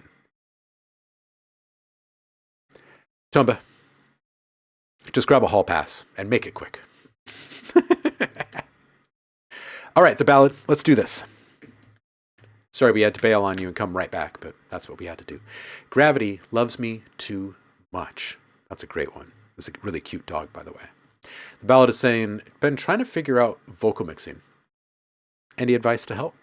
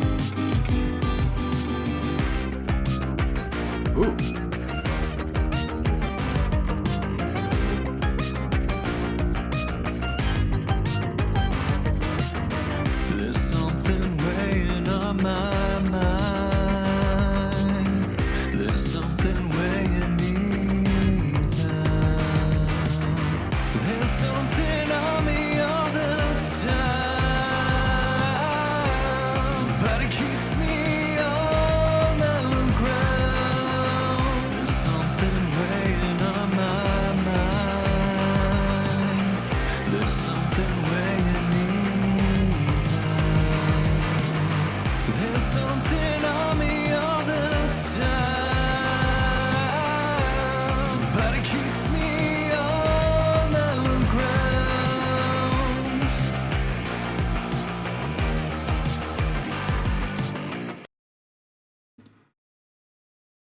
Okay, the ballad. I like the song. I think a little distortion for the vocals would help it sit above the mix and give it a little bit of edge and texture that would really fit alongside those grungy guitars pretty well. I like that fun little squeaky cheese arp that you've got going in there. All right, so my biggest feedback for this is this thing wants like a bunch of mixing. It's got a really good raw feel that you don't want to lose, but each one of the individual sounds needs a little bit more fullness to it for it all to kind of have the gravity for the delivery that you're going for, right? You've got the distortion on the guitar, but it's not really quite like in your face yet, right? Not that it needs to be like over the top and all metal or anything, but it is a distortion guitar, right? So you want it to have kind of the edge that we're seeking. And there's a lot that goes into this. Like there's, I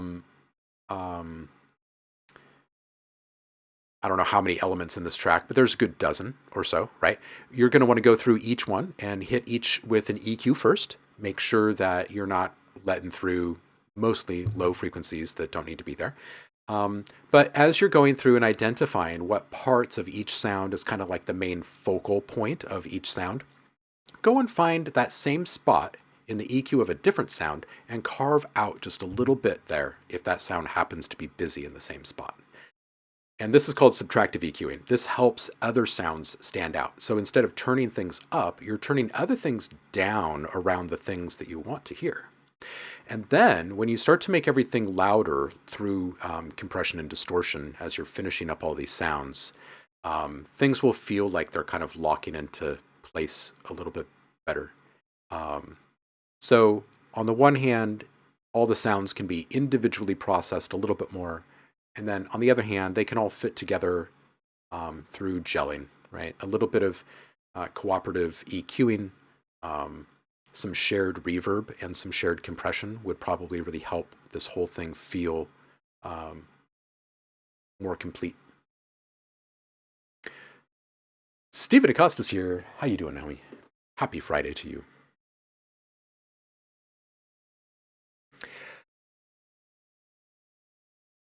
Naman Chiha, welcome in. Happy Friday to you as well.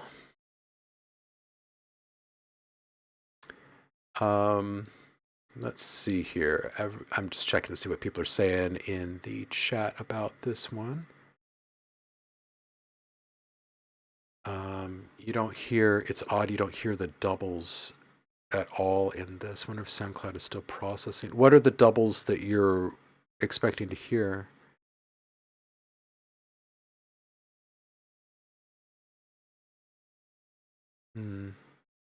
Following the vocal EQ cheat sheet. The EQ.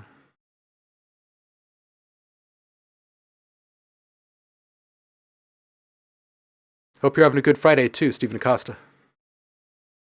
So a bit of distortion on the vocals and subtractive EQing on the elements. Yeah, I think that's the first place to start. Roku Sai says, OhmLab, it's kind of hard. I would completely restart the mix if I had to do this. I would too. There's some good ingredients here, but I think everything is overdone at this point. Yeah, there's a feeling of raw, like I was saying, that I don't want to disappear in this. So I agree with Roku Sai in doing this fresh and starting fresh. Here's what I would do. I would start with an EQ on everything and make sure that each sound is sounding tight and complete. You haven't taken too much of the sound away for it to be altered. And then you apply a little bit of saturation. And that's where you're going to get your fullness and your loudness from, not from compression. And then find the reverb that you want to use. Make sure that that is being applied in parallel, so you're bussing your sounds out to an auxiliary channel with the reverb over there. And you're putting just enough of the sound into that auxiliary mix for it to sound like real reverberation, not overdoing it, not underdoing it, really emulating a room, and get a real kind of a real world space cooking here. And then proceed from there. Neo Hacker is a good name, or Nico Hacker is a good name. Yeah. Tomba. Oh, the ballad says, on the second half of the phrases, I have left and right panned vocals that just add a bit of volume. Something good is here, Friday, Friday, Friday. What's a good saturation on FL Studio? Ooh, that's a good question. I'm not an FL guy, but if you have a really simple overdrive in FL, then you can use that. It will generate some harmonics. I do kind of typically lean towards the more clean stuff, but for this one, I would lean for something that's got just a little bit more of an edge to it. You can even stack a couple of different types of saturation. You could use something simple like overdrive to give it a little bit of edge, and then you can use something a little bit more gritty to give it a little bit of dirt. You could even play around with the idea of some amp modeling on the vocals. And now that's a bit more transformative.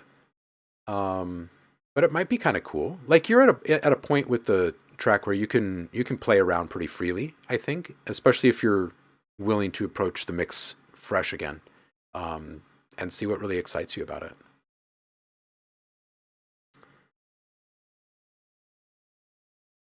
Rokusai says, use the wave shaper. It's really versatile. It can be gentle or absolute destruction. Yeah. Ooh.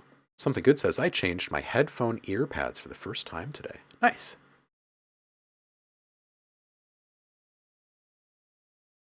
Ooh, nice. Yeah. Nico Hacker saying, I like my sounds rich, so I use sounds like augmented strings for my SFX. Yeah.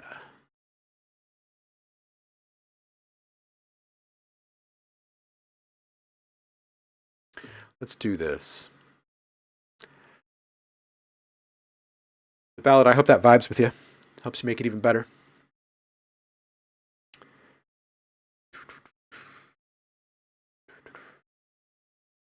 All right.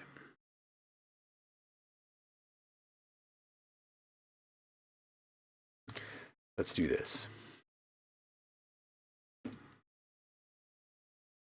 Certified Cat Girl is a pretty great name. Today, Nico Joy. Let's do it.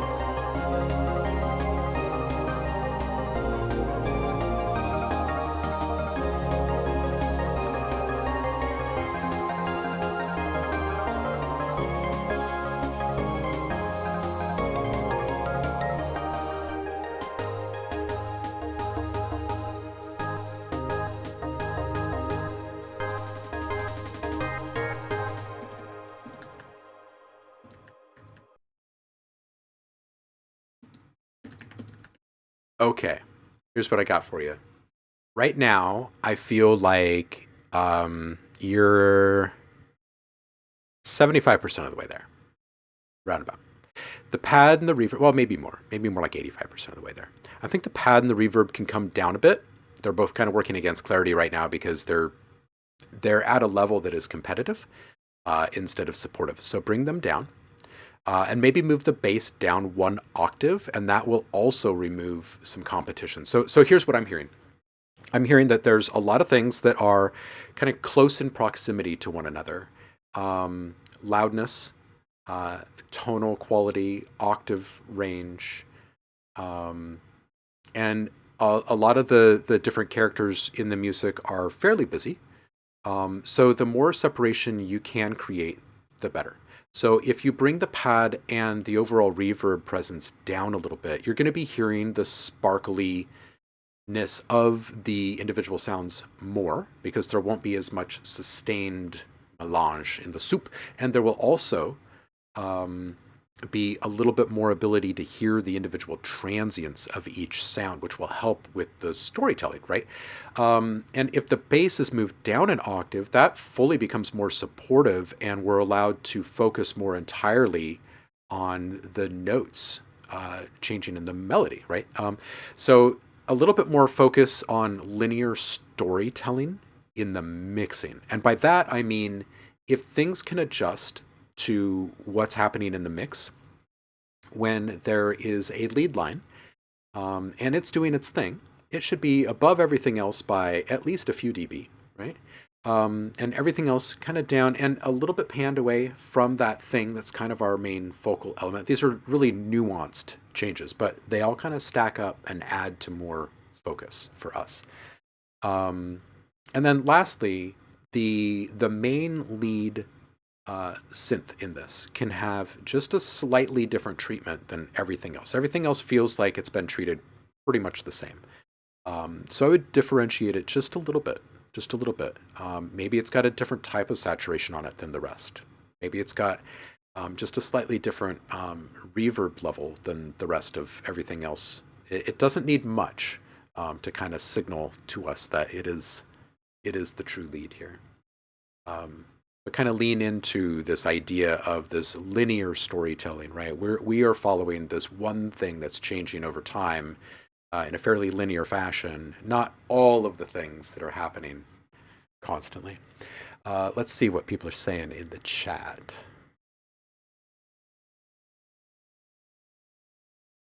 Ooh, dark chocolate. What are you guys talking about? On a serious note, though, honey is amazing. That's true. Toba says, there are 3 or 4 channels in there that are constantly fighting to be heard, but not working with one another to make the spine of the track. Yeah. This is what I'm hearing too. I really like all of the things that are happening. They just need to be happening in a more cooperative manner is all. So levels mostly. But luckily, that's a very easy remedy. So 85% is my fave. Yeah. Yum, yum, yum, yum, yum, yum, yum. Not much sugar, lots of chocolate. All right, flow heat.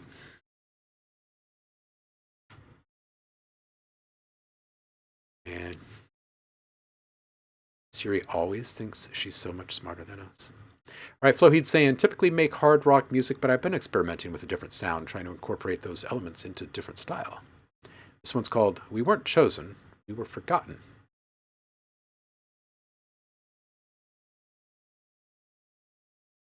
All right, PC Room, let's do this.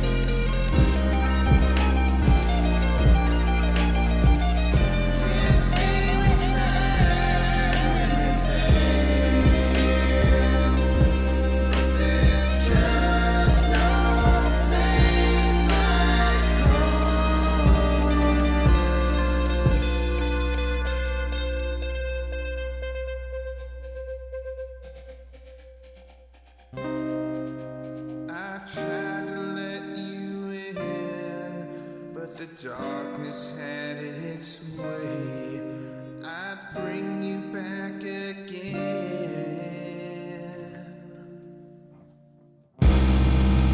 I tried to let you in, but the darkness had its way. I'd bring you back again, but I know you never stay.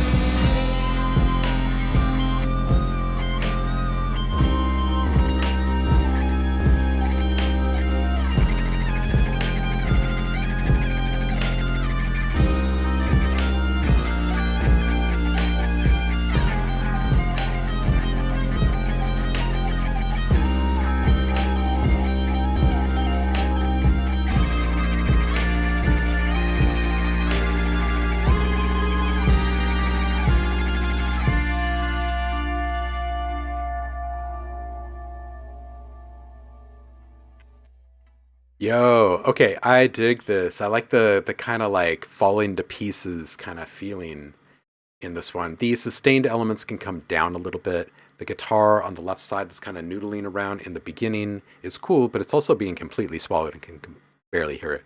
It's tough when you're dealing with the whole kind of wall of guitar type of sound. It's tough to get other things to cut through. A lot of this comes down to batch processing and keeping them kind of separate from the rest of the sounds in shared processes, and um, really processing and mixing your other elements really well, so they're all staying in their lane. And so I think the vocals can come up and be put up on top of the mix more, less reverb. Right now it feels like they're being pushed back in the mix too much because the reverb is being biased, or perhaps the vocals are actually being processed in series with the reverb directly on the vocal track, which if that is the case, I would move it off to an auxiliary track and do this in a parallel fashion where you bus your sound to the reverb and then you mix the reverb back in. And then also you want to put an EQ on that reverb channel. Before that reverb gets put back into the mix, you want to make sure that the highs and lows have been taken out. So we're not getting too much hanging out in the mix, because that creates obfuscation. That's where the muddiness happens, because it's putting a frequency into the air and artificially kind of keeping it there, and then other frequencies are trying to sail through the air and they run right smack dab into this thing and they fall straight down. It's not really fair to them, so gotta clean that up.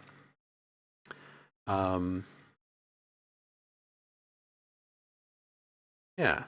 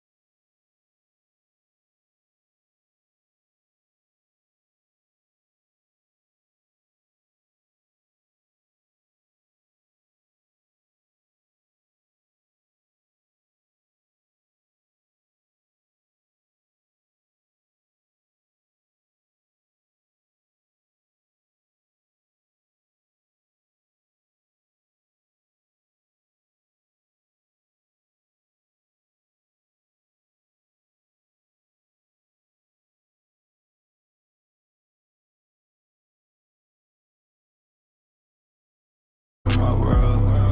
Run on many trails, looking for your feel. Yeah. I been lost as hell, don't know if you can tell. Yeah. I been keep it cool like the breeze. Yeah. Tryna keep my cool like the heat. Yeah. Stick it to myself, I ain't big bro. Yeah, stick it to myself, the one I trust the most. Yeah, I can't show no bitch, no part of my love, no part of my love. Can't companion with no bitch, that's none of my love. I can't stick to one, I gotta keep it separate. Stone cold, it's in metal, dog. I got too much drip in my catalog. Yeah, I got too much shade, bitch, I let it out. I be stone face, how I'm headed out. Yeah, she was tryna play, I know she regretted now.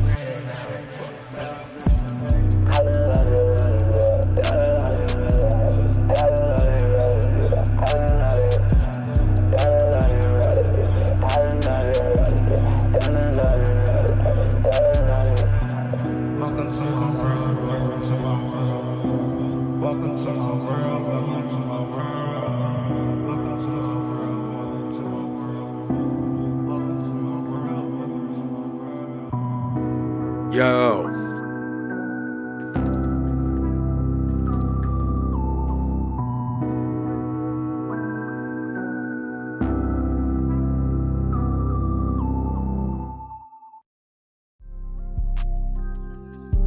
Yo. This is the best one that you've brought by so far. Easily it is. This is great. You have been applying things that you're getting in feedback to your work. I can hear these improvements from one week to the next, but this one has several different things that are being addressed in it. I think that the baseline can use a little bit more heat, some subtle saturation will help it align with the kick and the overall vibe just a little bit more there in the intro. I'd reduce the release on the 808 a bit. If it's like one shot style, if this is like a sustained note, that just bring down the decay time. Depends on exactly how you're triggering the note, but it needs to last less. Like it needs to be shorter in the mix, I think. Just let it get out of its own way before it's triggered again. Better vocal balance in this one for sure. This is so much better in the vocal balance. It's very easy to know exactly what you want us to focus on. The only time where that is not the case is at around 147, the top vocal needs to be more dominant here for greater clarity and direction. That's it. Cool vocal processing in this one. It feels like you're a bit more liberated and creative than in your other work. And honestly, it feels like confidence to me. And that feels nice. That feels really nice. Vibes for days in this one. I love the little wiggle on the keys. You got the little tremolo going. It's nice. Yeah. Yeah. I think you're feeling a little bit more confident, right? Like you're deserving the plays that you're getting and you're wanting more. This is good. Yeah. Yeah. You should be feeling that, man. And I can hear it in your work right now. This is a daily ritual at this point. Just keep doing this. Keep bringing stuff by every single week and keep applying the changes. And then next thing you know, it's going to be like putting on a seatbelt. You're not even going to think about it.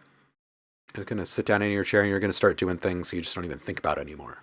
Stuff's just going to start flowing a little bit differently. Yeah. Yeah. Yeah, absolutely. Keep pushing. 100%. All right. So next up is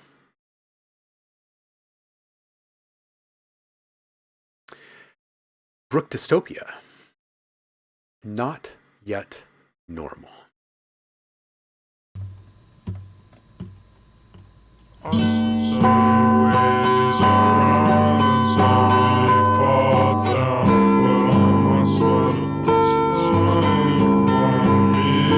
Let's pretend it's over for now. Watch out for those boys, I really worry about you. I can feel the void unless I'm looking at you. Hope you're not annoying me yet. I just hope you don't get bored of me yet.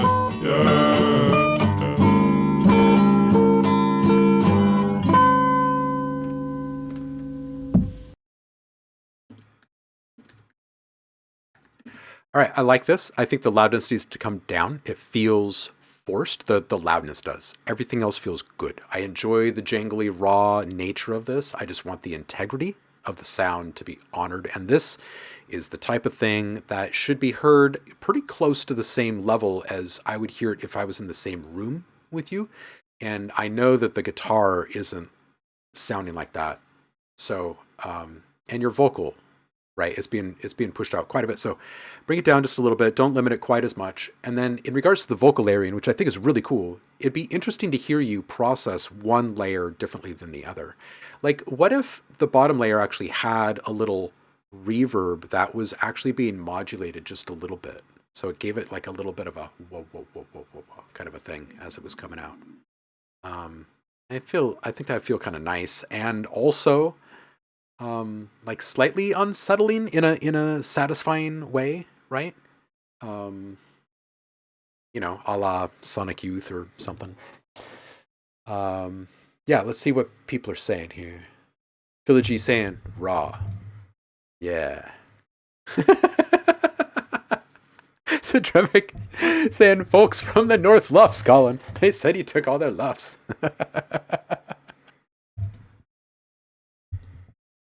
All right, so bring down the loudness.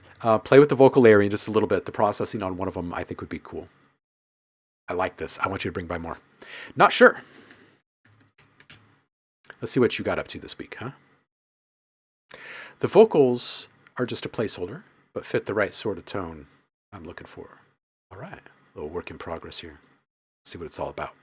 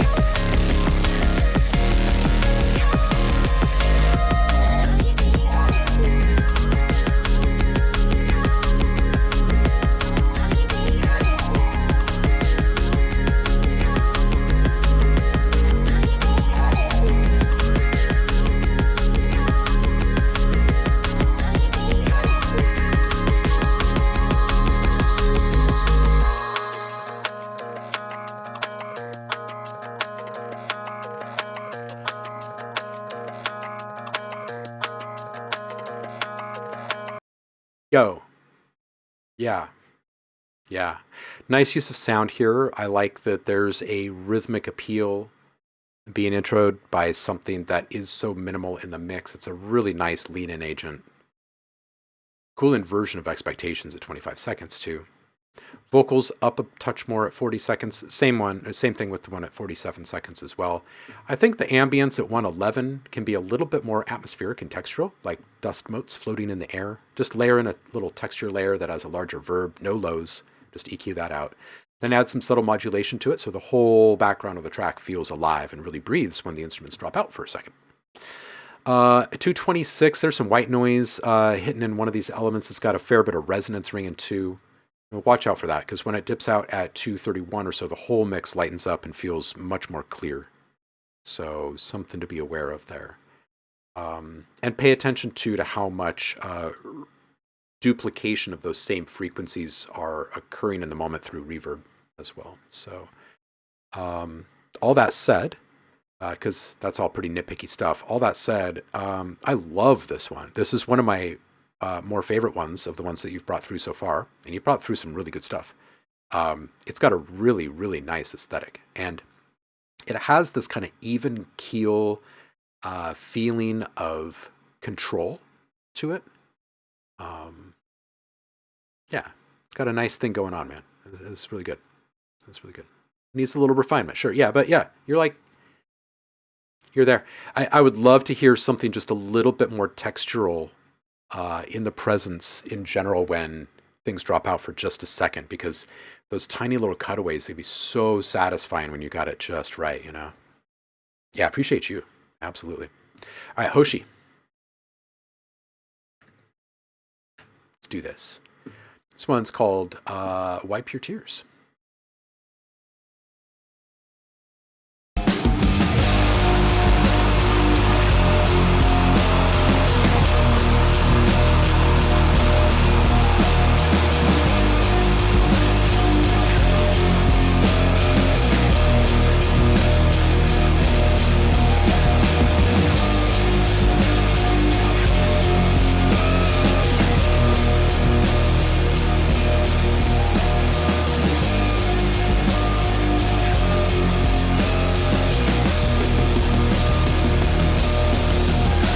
Your tears, it's okay, but I'm always here. I don't care what it takes, I'm gonna be there. You're leaving me nothing, that's my biggest fear. Yeah, but I'm here till you can't stay, so I'm get out my head. I need your help now, I got no faith, no hope left. I'm just waiting till it falls down, no shadow, just me on the ground. You look deep into my soul, and nothing will be found. Yeah, time get out my years, I'ma stand on my own ground. Is this real or not? I've been trapped up this cycle, can't feel I'm stuck. They're calling me their idol, that's a fear I've got. I don't really want the title, but I'm here. I hold up, make a living for my rivals. I've been trapped up this cycle, can't feel I'm stuck. They're calling me their idol, that's a fear I've got.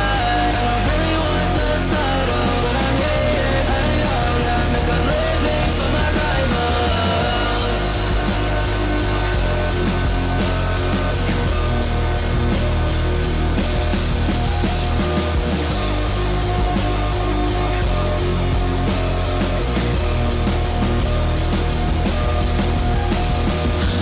Hours passed before I rose from my bed. My smile faded away as I read that text. Now fighting with voices that dance in my head. Is this real or not? I've been trapped up in a cycle, can't feel I'm stuck. They're calling me their idol, that's a fear I've got. I don't really want the title, but I'm here. I hold up, make a living for my rivals.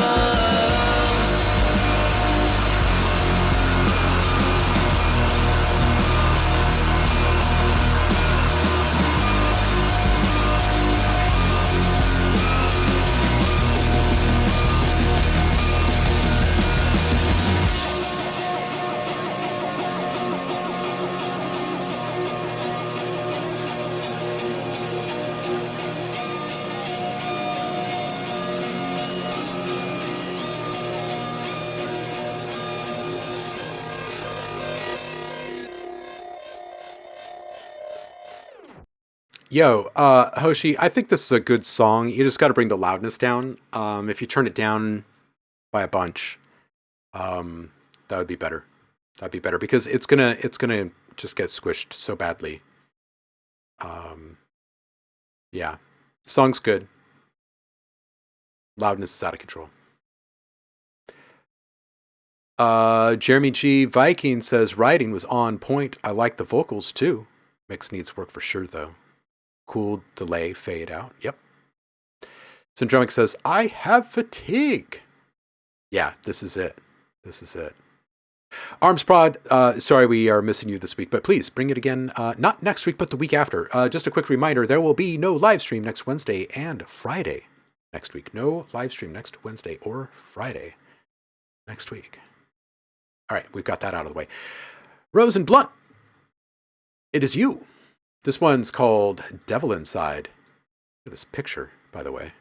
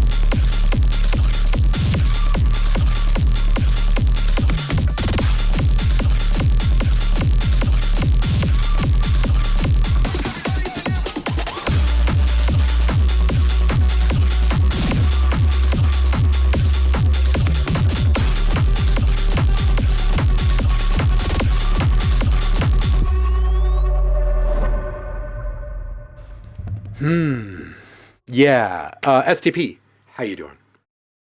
Happy Friday to you. Same to you, Cody Modi. Appreciate you guys. Rose and Blunt, I think this is great. I love the juggling, and there's it's like impressiveness is just on tap in this one. And you've just walked over and you've flipped the tap open and you've walked away. And it's just flooding the bar. At the same time, there's not a great abundance of clarity throughout this mix, so we can't really appreciate all of the things to the nth degree in the ways that I wish we could. So I do want the mix to be tighter, really, so I can hear every single element, like every single little texture in there. So I would personally pull away from the kind of clip sound and go more towards clarity, because there's a lot of really, really good and specific things happening here, right on time, every time, and your palette is really good. The problem is that it's not translating as strongly as it could, because everything is ending up in this like slightly distorted space. So if you're willing to entertain a little bit more clarity in the aesthetic, I would highly suggest a remix of this one. Not like remix and like twisting it up in some weird way. I'm talking about starting over from scratch, a fresh volume mix on this one, and see what you think. I usually end up saying this a couple of times a stream, but there are songs that come through where I'm like, I'm not sure that all the volume levels in this track would be the same if you redid this from scratch. And it's no knock against how you've done it the first time, but it does speak to the fact, if that is the case, it does speak to the fact that there wasn't kind of some preconceived plan going into this, right? Things are being kind of mixed arbitrarily. So what I would really suggest is identifying which thing is the main hero from one moment to the next and making sure that that one element really shines above everything else, no matter what. And then that way, when you get into this like rapid fire juggling and these change up and turnarounds that are just completely unexpected, they're just going to make our jaws fall off our face. Yeah. Tighter EQ on each sound, tighter EQ on all of the reverb in the track. When things do blare, like the nice little horn synth, a little wow, that good amount of reverb, get a little splash in there, that's good. The other stuff, tighter reverb, right? It's going to make that one blaring thing sound so much cooler, right? And it's also just going to save you a lot of bloat in your track. So tighter EQ on everything, on individual elements and on your time-based effects. Yeah. And see what people are saying. Cody's saying, yeah, it's too short. I would agree with that. Syndromic says it was loud. STP, you are a VIP. Tron says, Rose and Blunt, that was nasty. Syndromic saying, jaws will drop. Jeremy saying, that was sick for sure. Absolutely. I agree. I agree with all these sentiments. T-Rom is in the house. I haven't seen you in ages, man. How the heck are you? Man, there's been a handful of unexpected Pure Mind alumni rolling through here over the past week and a half or so. I hope you're doing well, man. Hope you're doing well. Happy 2025 to you. Now I'm really anxious to hear this. This one's called Freak It. T-Rom saying, hi, Chris. Some trippy techno house I've been working on.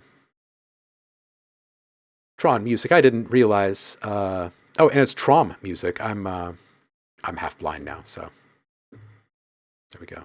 T-Rom. This is all making so much more music. So making so much more sense. Variation in production, STP says. That's the VIP. Thank you for the clarity. All right, T-Rom, let's do this. This one's called Freak It.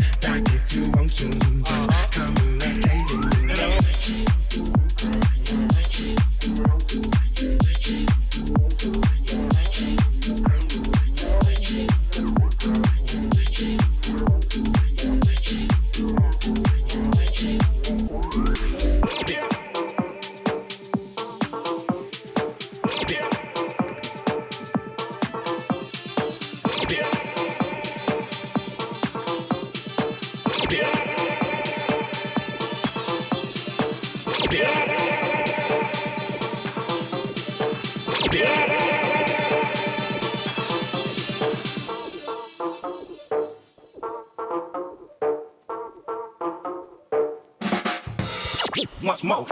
We can freak it. Freak if you want to. Dine if you want to. Come in the gate and you know that we can freak it. Freak if you want to. Dine if you want to. Come in the gate and you know we can freak it. Freak if you want to. Dine if you want to. Come in the gate and you know that we can freak it. Freak if you want to. Dine if you want to. Come in the gate and you know. If you want to, dine if you want to. Come in the gate and you know that we can freak it. Freak if you want to, dine if you want to. Come in the gate and you know we can freak it. Freak if you want to, dine if you want to.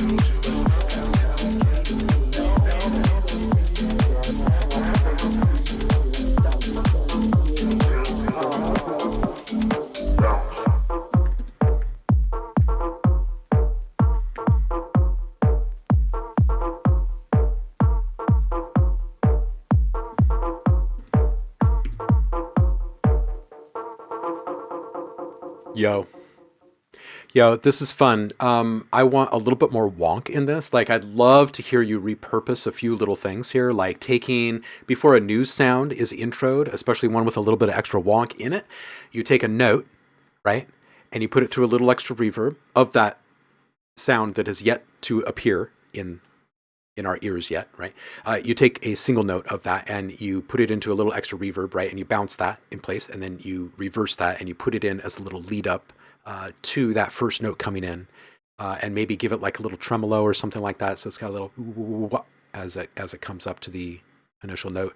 Little tiny things like that to kind of put more emphasis on the wonk would be so good, right? Things that are coming in with detuning, if you can push against what is still acceptable while they're popping off, it'd be great, right? So you'd be increasing the depth of detuning, kind of increasing the instability of the sound, and then pulling it back again, right? So think of these as like swells, right? They're just processing swells. Just get your fingers on some knobs, record a couple of automation swells on a few different things in here, and it'd be so nice just to hear what the limits are, right, of instability in this one. All right, so this drone keeping up is nice. Feels like it might want a little bit more detuning, though, in the intro, just to keep pace with the nasty ARP.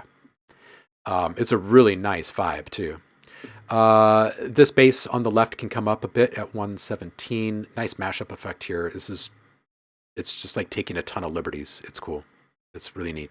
Obscured vocals or ace. Might be cool to hear them come up a little bit at one point in that section. Again, kind of a swell arc, something that's like they peak at a point that's maybe just a little bit earlier than you'd expect, and then they kind of come down again, which would leave us wanting a little bit more from them, which of course we won't get.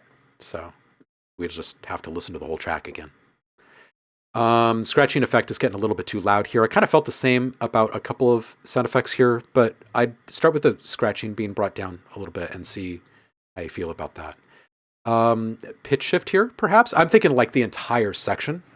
At 221, I'm just thinking about one more way in which you could kind of push against our expectations in this, because you've done it quite a bit already. So just kind of throwing that out there as something to consider.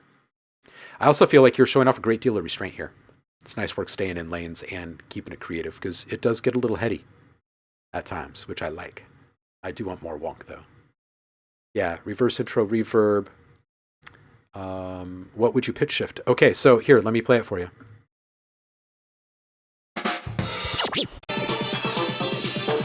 You got to use really open mind here.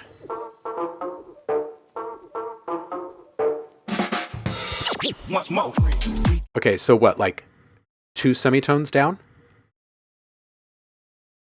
The entire, like this whole thing right here. That's true, you are always open-minded.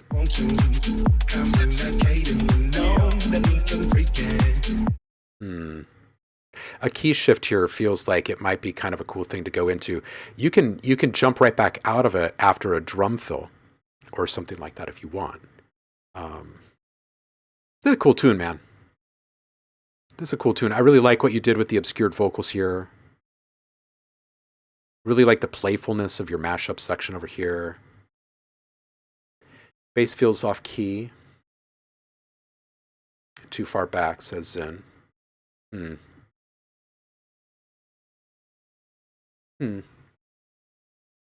don't know, something around that transition. There could be a pretty big change up there that's just like, whoa, what? What did he just do?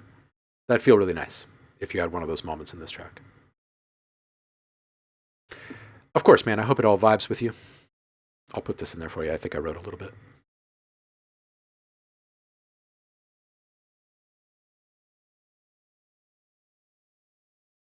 Jeremy.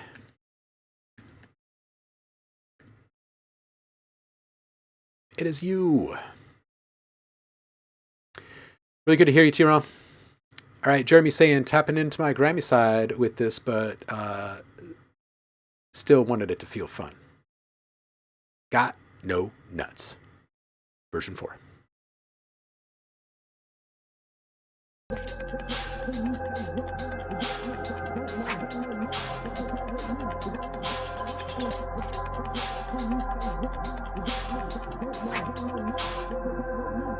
That's right, y'all.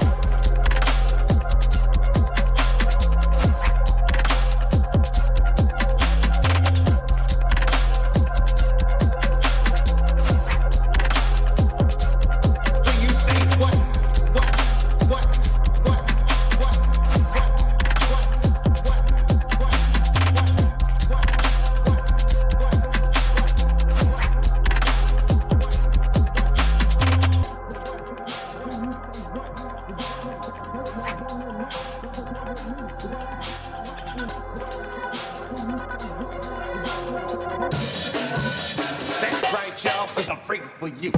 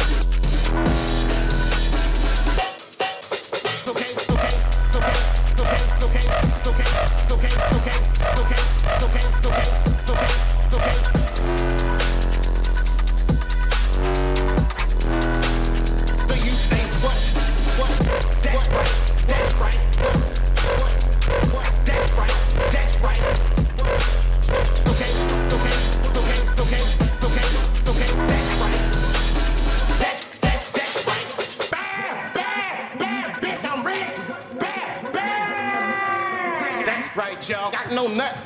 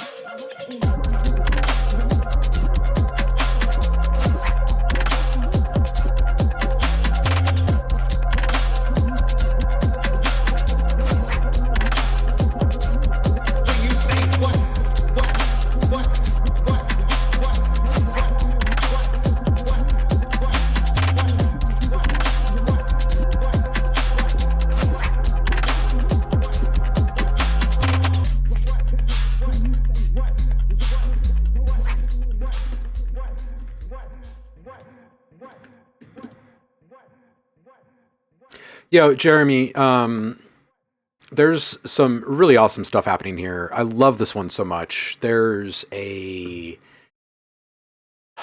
kind of an authoritative stance you're taking in this one, which feels really nice. I feel like you can let this thing ring just a little bit more at 103 by leaning on just a little bit of feedback in there. 116, some gating ducking that can be done with the drums here. It'll help increase the clarity and also make them feel like they're not quite buried in the onslaught, right? They feel almost kind of helpless in there in this moment, and I feel a little bit bad for them. 127, vocals on top. Got to beat the bass. I just got to say, like, this goes hard, technically speaking. The screeching and squelching feels like it's just going to push me right through my freaking chair. You know what I mean? Yeah. Yeah. Yeah. You know? Man. Dude, I'm saying back in my day, we used to egg houses because eggs were cheap. Ha!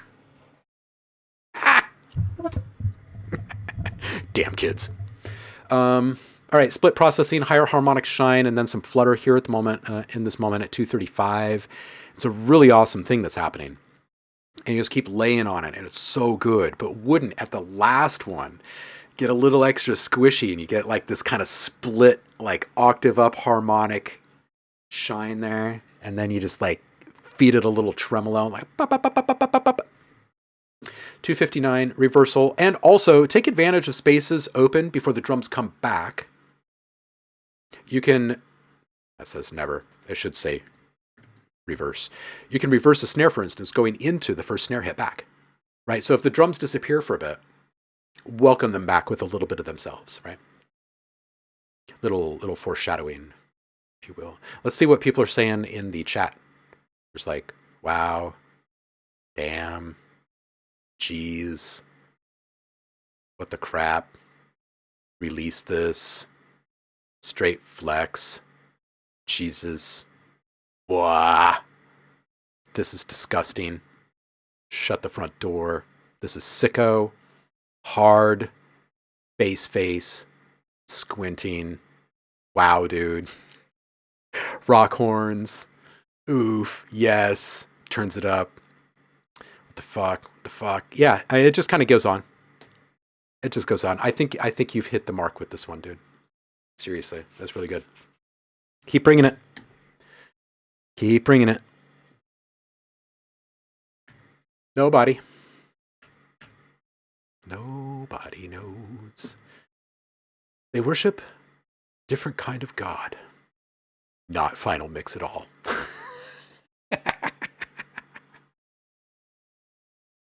All right, let's do this. This is Nobody.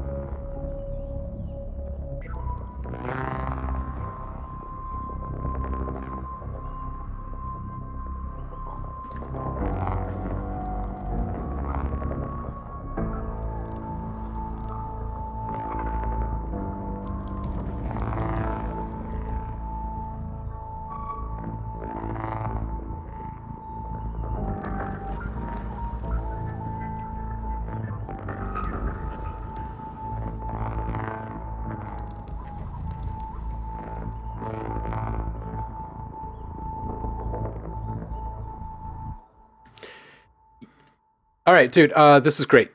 Nobody, this is fantastic. It's all textures all day, and I love it. I think the subtle dialogue lurking in there is super great. It's just so great. The piano release that on this one note at 45 seconds felt just a little bit short. I know that's super nitpicky. It just didn't feel like the rest of them is all really wicked at 104. Super. And again, at 111, these lower rolling undulations can have a little bit of sub-processing on them to enhance the rumble effect. It will be highly satisfying. And you know what? If it doesn't feel super satisfying to you, undo it and instead layer in some rolling sounds, right? Rolling doors, like closet doors, some machinery, right? Like it could even be like printing presses or something like that. If you stretch that out and just take off all the top end information, you're left with this kind of low end rumble. You can clean that up and put it in there. If you do a little low end treatment on what you already have there, it's going to be in perfect lockstep with the rest of the track as it stands right now. If you use something completely separate, it's going to impart a fully different effect, right? Because it's going to run against whatever you have going. There's going to be a juxtaposition there in the subsurface texture, right? So, and each one is going to have its own kind of satisfying effect. So play around with that a little bit. The one thing that it will bring is a certain sense of unease because it's going to be tripping into these lower frequencies, and these tend to trigger our fight or flight processes in our body. So for what it's worth, it'd be good stuff. 100% of the sounds were made in Phase Plant. Yes, excellent. Excellent. Yeah, some Foley's would be great. Yeah. Oh, and you wanted this in... And you know what? We can put... Jeremy, we can do that for yours still. Just a second. I'll just do this. With the power of undo. There it is. I'll just put this one in. Jeremy here. Make your next production session a little bit easier. All right. Next up.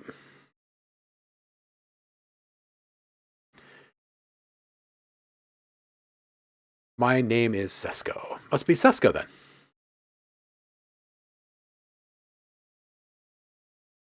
Yeah, absolutely. And then you just process the heck out of them.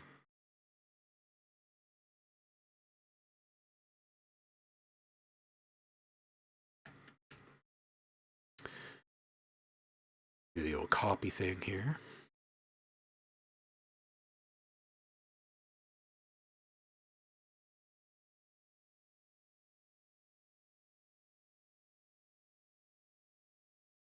All right, this one, Sesko, it's called Want You.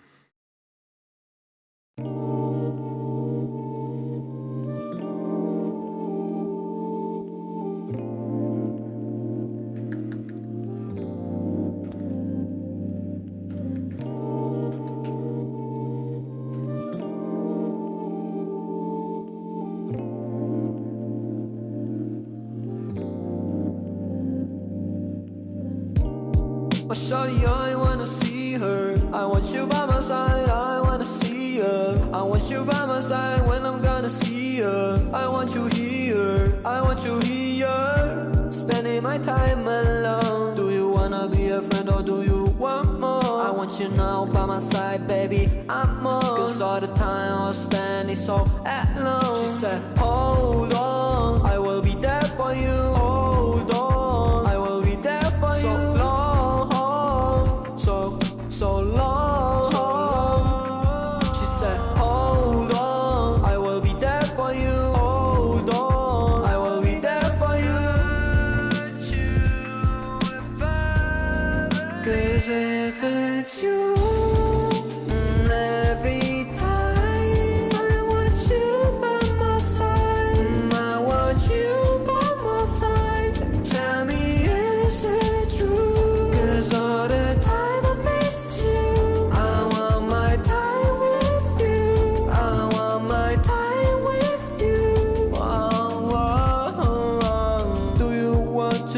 dance with me again. You're my best friend. You're my best friend. Tell me, shawty, if you want to be with me again. You're so far away. You're so far away. My honey boo, I just want to be with you. Have these feelings all for you. Don't you try to act so stupid, 'cause I'm yours. Yeah, my shawty is so cool. Wasting my time so long for you. Wasting my time only for you. 'Cause if it's you, every time I want you by my side. I want you by my side. And tell me, is it true? 'Cause all the time I missed you. I want my time with you. I want my time with you. Oh, oh, oh.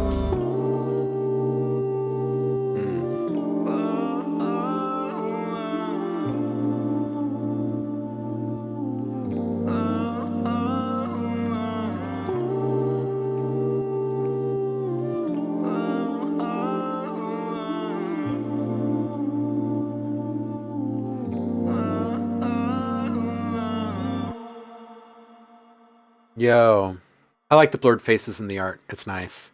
It's a really great vibe, and I like the track. I really like everything that you're doing here, except for the loudness, except for the clipping. The stuff is getting distorted, and it's harshing the vibe, man. You just got to bring your levels down. I'd bring the main vocal down about 5 dB. It feels just a little bit hot.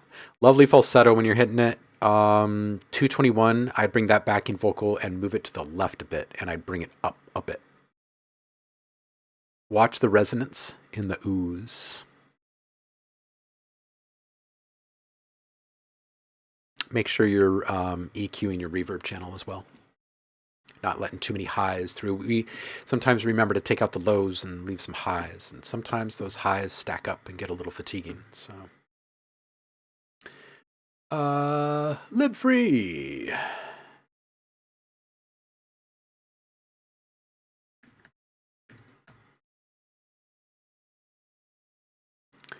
This one's called Veloce or Veloce.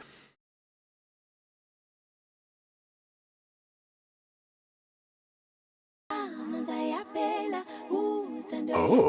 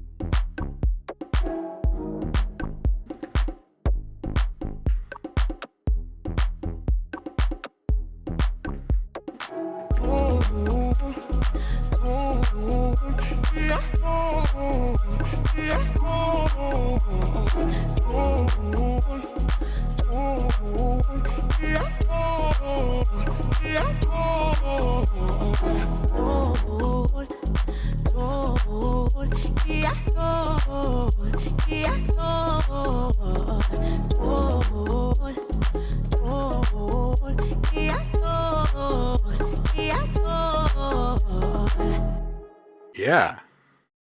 All right. I don't really have a bunch for you on this. I feel like if you were to vary the depth of the ducking on the vocal, it might make for a more interesting and less predictable outcome, right? It's kind of cutting into the same spots each time. So you could do a couple different things. One, if you vary the depth, it's going to duck less, obviously, but you could also have a second sidechained compressor in that track or on that track that's gating from something else. It can totally be something else. It could be as busy as a hi-hat at a very, very subtle level that's kind of brought up at one point so you can actually hear like a little kind of thing in the vocal. Or it could be something that's just slow and steady and just happens to be on an offbeat, so it feels a little bit more polyrhythmic when that is kind of brought into the mix and it starts to bite away. Just a couple of things to think about. It's kind of like a less is more kind of approach to adding interest, right? Because you're not introducing anything audibly different. Like there's no new voice or character in the mix that you need to worry about or account for.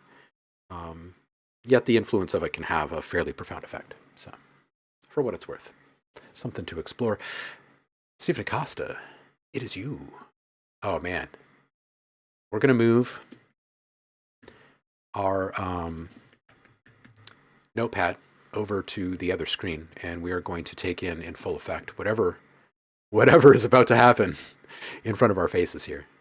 So, good luck, you guys. I will see you on the other side of this one. It's called The Country That Rains Caffeine.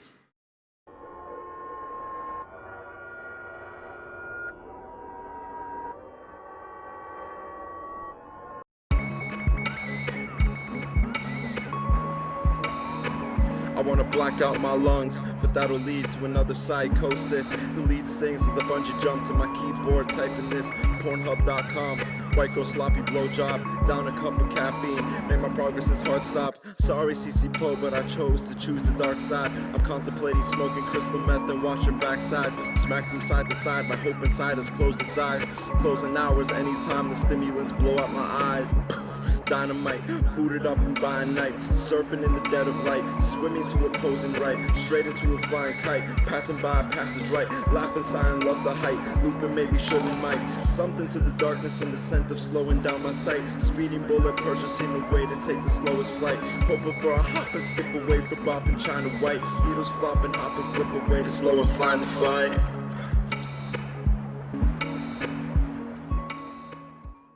Okay. This was not long enough. And also, it was absolutely fantastic. Here's what I wrote down.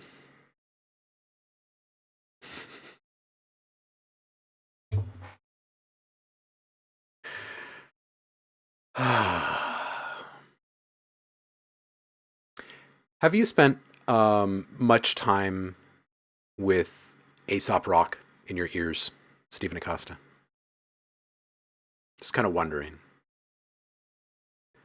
Not that you have to have any sort of like specific kind of influence in your life or whatever, but every once in a while I'm listening to your stuff and I'm like, I hear little things. Like I hear some Bus Driver every once in a while kind of lurking in there, and I'm like, man, does this dude listen to Bus Driver? Does he know who that is? But you probably know Aesop, right? It's really good stuff. Yeah. Yeah, right? Nisa T-Rom, feel me. I'm just feeling this is art. I don't want you to change it. I want more of it. I want the entire gospel of Stephen Acosta eventually. I just want to watch all the episodes. I do. Speaking of probably too short, something good is in the house. Thank you, Stephen. That's freaking delicious.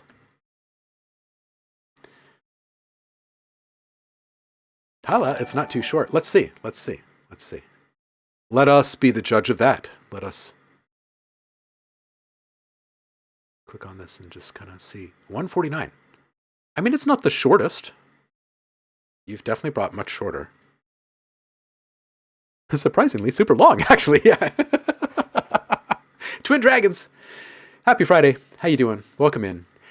This one's called Eating Poop and Toenails for Dinner, and something good is doing something to us over here.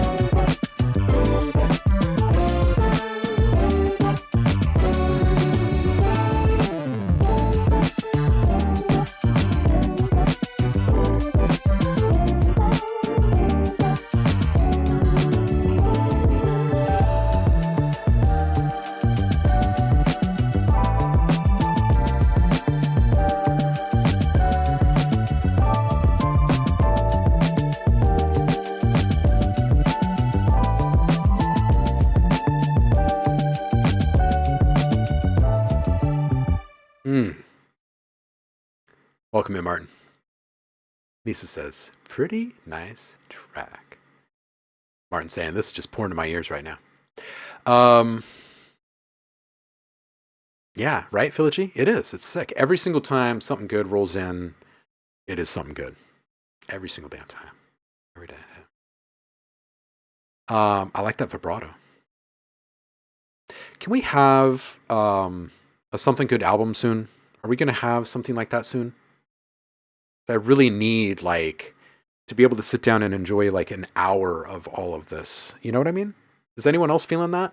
I'm not alone in this, right? Like I need an album soon. Yeah. Kind of almost desperately, actually, right? Because like you've been doing this to us for a couple of years now, a few years now, right? Where you walk in and you're like, here's some freaking butter. That stuff can all be compiled now, right? Need more than just 30 seconds. Yeah, but Zen, this one was 1:49. Like this was pretty good, right? Remember when he's brought in like 29 seconds of just like mind melting awesome, and you're just left there like, what are we supposed to do with that? Okay, so this one I was hearing a little bit of kind of clip action happening,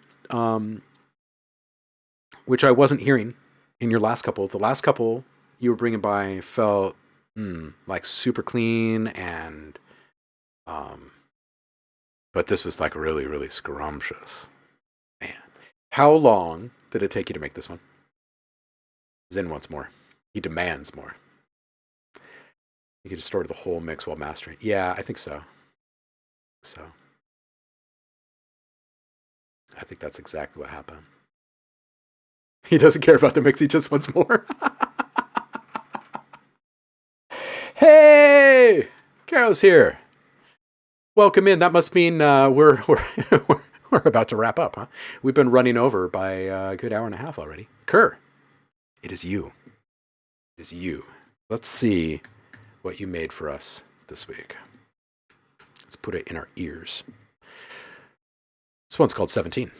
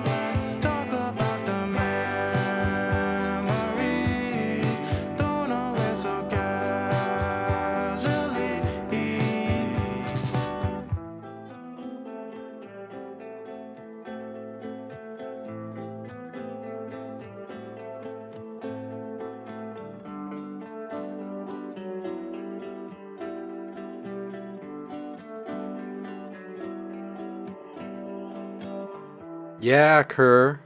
Dude, this feels right. I think the snare wants just this tiny little lift around 6K. It just wants just a tiny bit of air poking through. And this is fantastic. This is just really great. Right? Right? STP says Pacific Coast Highway vibes driving from the Bay to LA. Right? Sunny day, seeing the waves lap at the shore. Yeah. That was nice. That was breezy, man. Yeah, if you go in there and you start touching stuff, don't touch much. Don't change too much in this one. This was flipping great. Man, you guys done it again. You did it again. You did it again. We ran over by a good hour and a half. You guys brought nothing but freaking spectacular awesomeness the entire time.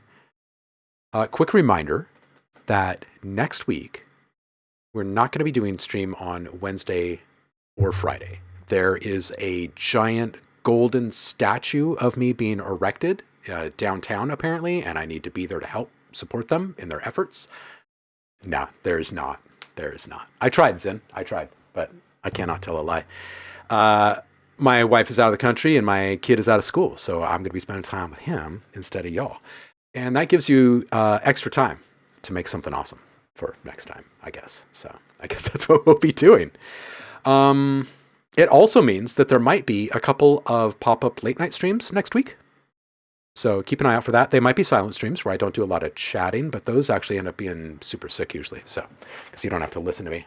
Just listen to the stuff that I make, which is usually better than listening to me. All right. So on that note, I appreciate you guys so very much. So much love. And I'm bummed that I'm going to be missing next Friday with you, but I'm really looking forward to the following week. I just hope you stay inspired. We're going to go find someone to raid here really quick. Who's it going to be? Who's it going to be? We've got Nick Black's up. Shelly's up. Oh, and we've also got Needle Drop. Guys, we'd go hit the Needle Drop. We haven't done that in a while. Let's go hit the Needle Drop. Let's go say hi. See our friends. I appreciate you guys. Stay inspired. Don't give up. You're all freaking fantastic. Appreciate every last one of you. Let's go give these guys some love. I'll see you on the flip. Have a good weekend. Peace out.